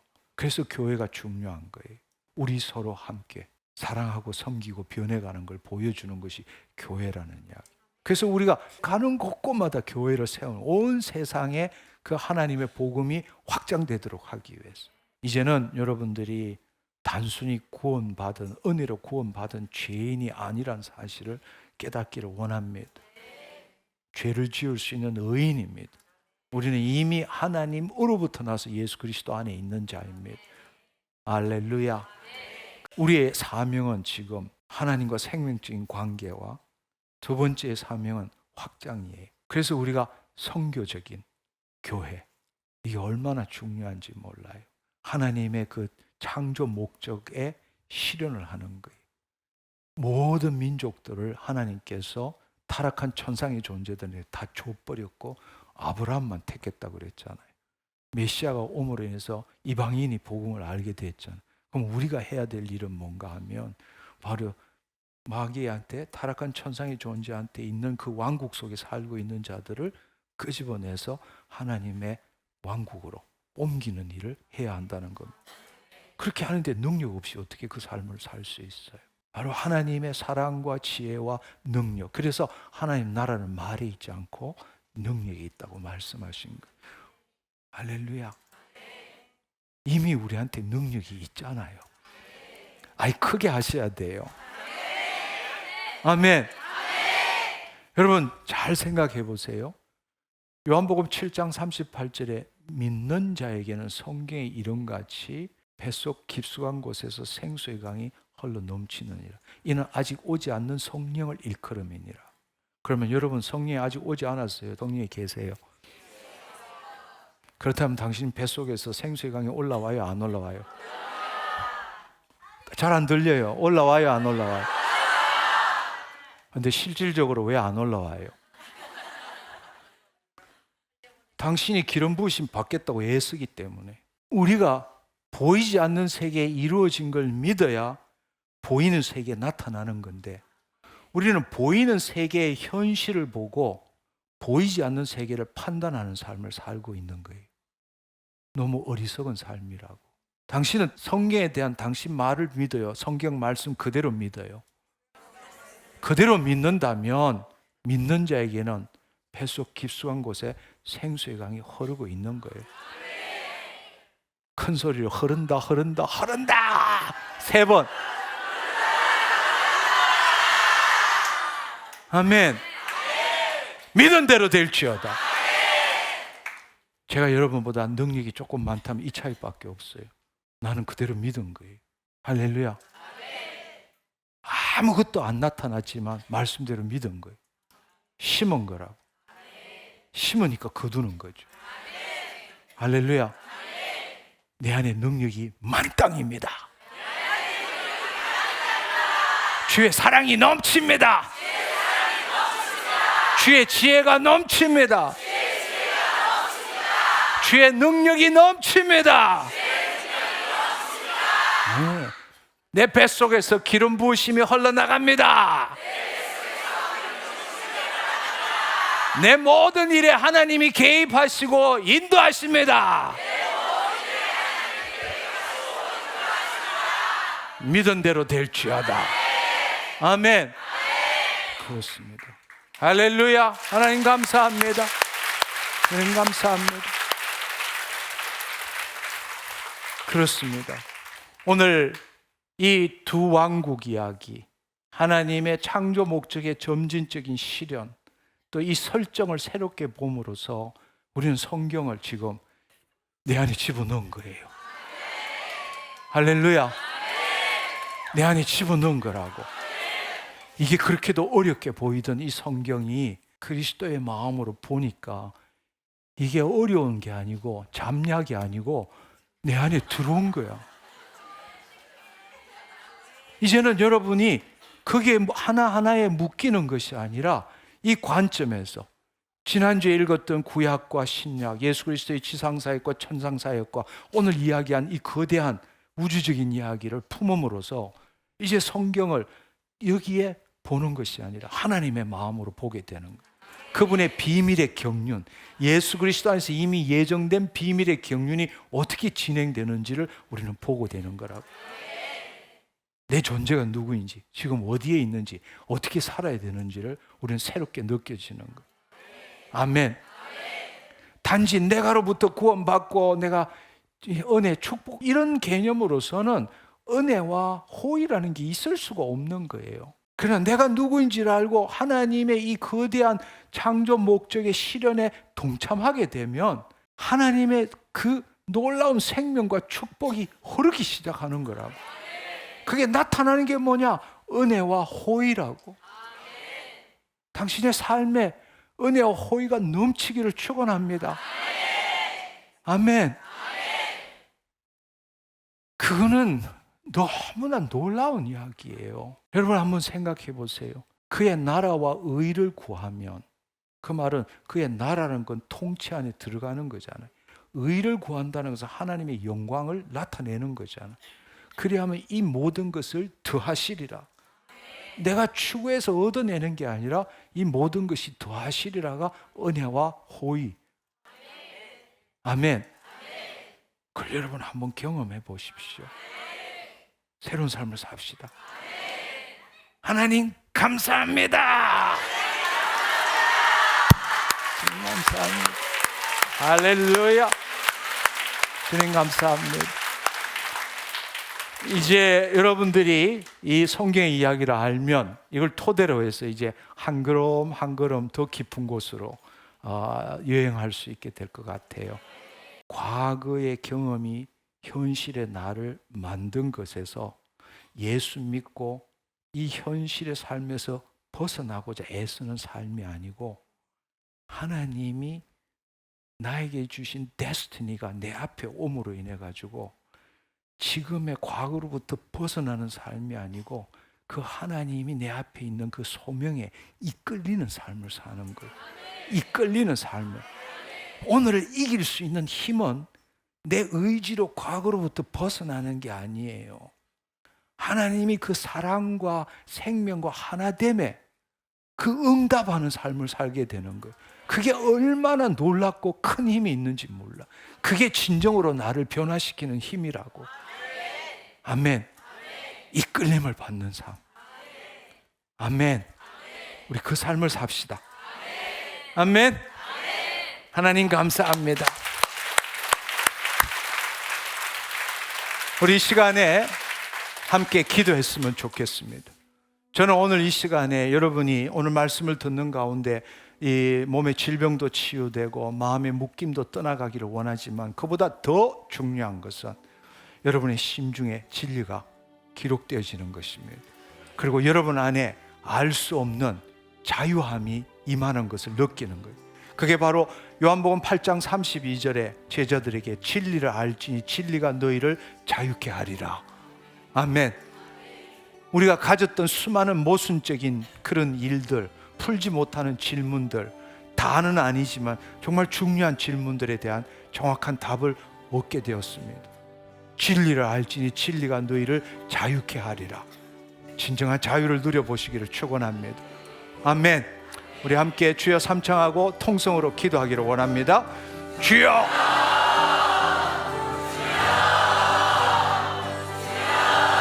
감사합니다.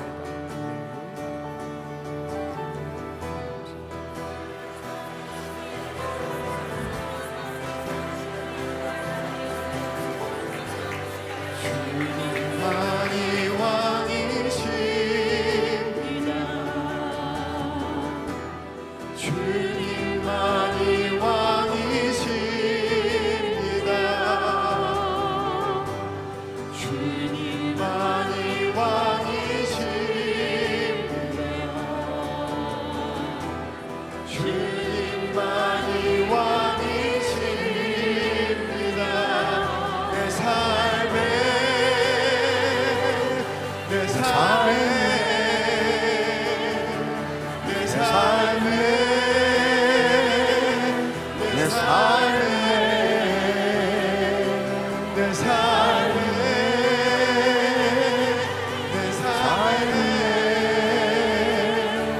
내 삶에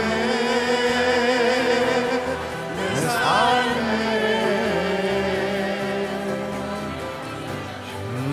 주님만이 왕이십니다. 주님만이 왕이십니다. 주님만이 왕이십니다.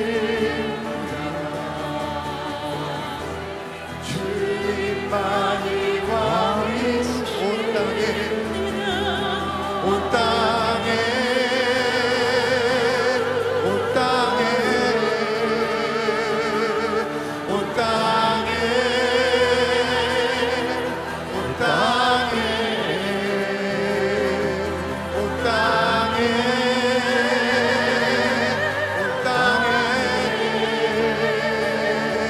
온 땅에 온 땅에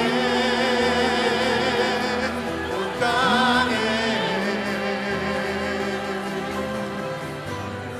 이 시간에 다들 일어서서 한 번 더 기도하기를 원합니다. 일어서 주시면 좋겠습니다. 여러분이 지금 기도하셨기 때문에 이 시간에 성령님이 여러분의 심중에 임하시도록 함께 기도하기를 원합니다. 그렇게 하고 이제는 여러분이 이 진리의 말씀을 들었다면 성령님께서 이제 여러분들에게 하나하나 깨우치게 될 것입니다. 예수님께서 말씀하신 거 기억나게 하시고 가르쳐 주시는 분, 진리의 영이시 바로 성령님이십니다. 여러분, 성령님이 가르치는 것을 우리가 들을 줄 알아야 합니다. 아멘. 그래서 이 시간에 여러분에게 성령의 임재를 위해서 기도하겠습니다. 그렇게 하시고 여러분 안에 진정한 자유가 임하는 것을 체험해 보시기를 원합니다. 그래서 늘 우리가 이 신앙생활을 한다는 것은 진리에 대한 알미 우리 안에 체험되어져야 되고, 체험되어짐으로 말미암아 내 존재가 진정으로 하나님의 자녀라는 걸 다시금 확신하기 때문에 진리에 대해서 더 알게 되고, 알면 알수록 체험하게 되고, 체험하면 할수록 내 존재가 왜 내가 어떻게 살아야 되고 누구인지를 더 알아가는 과정이 이 바퀴처럼 돌아가게 되는 것입니다. 할렐루야. 제가 기도하겠습니다. 편안하게 두 손을 내리시고 눈을 감으시면 좋겠습니다. 주님 감사합니다. 오늘 이 시간에 보다 더 성경적인 성경 이야기를 함께 나누었습니다. 성령님, 이 시간에 사랑하는 자녀들에게 오셔서 주님이 말씀하신 그 진리가 깨달아지게 하시고, 그 심중에 풀어짐으로 말미암아 내가 성경을 몇 번 읽었는지가 아니고 성경이 나를 몇 번 읽었는지를 깨닫는 시간 되게 하여 주옵소서. 성경을 공부하는 것이 아니라 이 창세기부터 요한계시록 전부가 내 심중 안에 기록되었음을 예수 그리스도 이름으로 선포합니다. 성령님, 이제 한 사람 한 사람에게 임하여 주셔서 앞으로 말씀을 들을 때마다, 성경을 읽을 때마다 하나님 성령님 가르쳐 주시옵소서. 주님, 이것이 뭘 의미하는지 주님 성경의 전체의 관점에서 알파 오메가이신 예수 그리스도 안에서 그 말씀이 깨달아지게 하여 주옵시고, 그 말씀이 살아 역사하는 것을 경험하게 하여 주옵소서. 성령님, 이 시간에 임하시옵소서. 주님 감사합니다. 우리가 당신의 성전입니다. 오셔서 통치하여 주옵소서. 주님 감사합니다. 주님 감사합니다. 임하시옵소서. 한 사람 한 사람에게 임하여 주시고, 주님 우리 몸을 통치함으로 내 생각, 내 감정이 사라지게 하시고 내 혼이 그리스도 안으로 들어가게 하여 주옵소서. 주님 감사합니다. 주님 감사합니다. 더 충만히 임하여 주셔서 이제는 주님 내 몸을 통치함으로 내 뱃속에서부터 생수의 강이 흘러나오게 하여 주옵소서.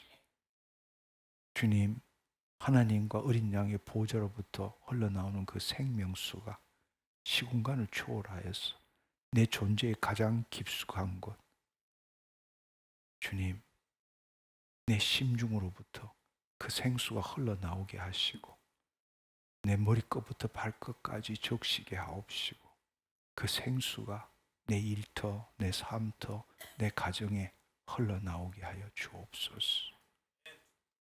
그 하나님의 생수로 말미암아 사랑과 생명과 하나됨이 내 삶에서 이루어지게 하여 주옵소서. 주님 감사합니다. 나에게 임하시니 감사합니다. 생수가 올라오게 하시니 감사합니다. 주님 나를 통치하여 주시니 감사합니다. 하나님 감사합니다. 내 얼굴을 통해서, 내 입술을 통하여, 내 손을 통해서, 내 발을 통하여 주의 기름 부으심이 넘치게 하시니 감사합니다. 나를 마음껏 사용하여 주옵소서. 감사드리옵고 예수님의 이름으로 기도드립니다.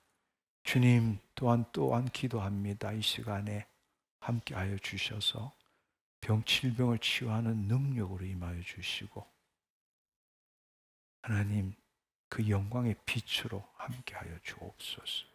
주의 사랑과 생명이 임하지 않는 모든 세포, 조직, 기관에 임하여 주옵소서. 예수 그리스도 이름으로 떼끄게 되었음을 선포하노라. 예수 그리스도 이름으로 온전케 되었음을 선포하노라. 주님 감사합니다. 주님 감사합니다. 하나님, 내 심신이 온전케 되었음을 예수 그리스도 이름으로 선포합니다. 주님 홀로 영광 받아 주옵소서. 예수님의 이름으로 기도드립니다. 아멘, 아멘. 할렐루야. 주님 감사합니다.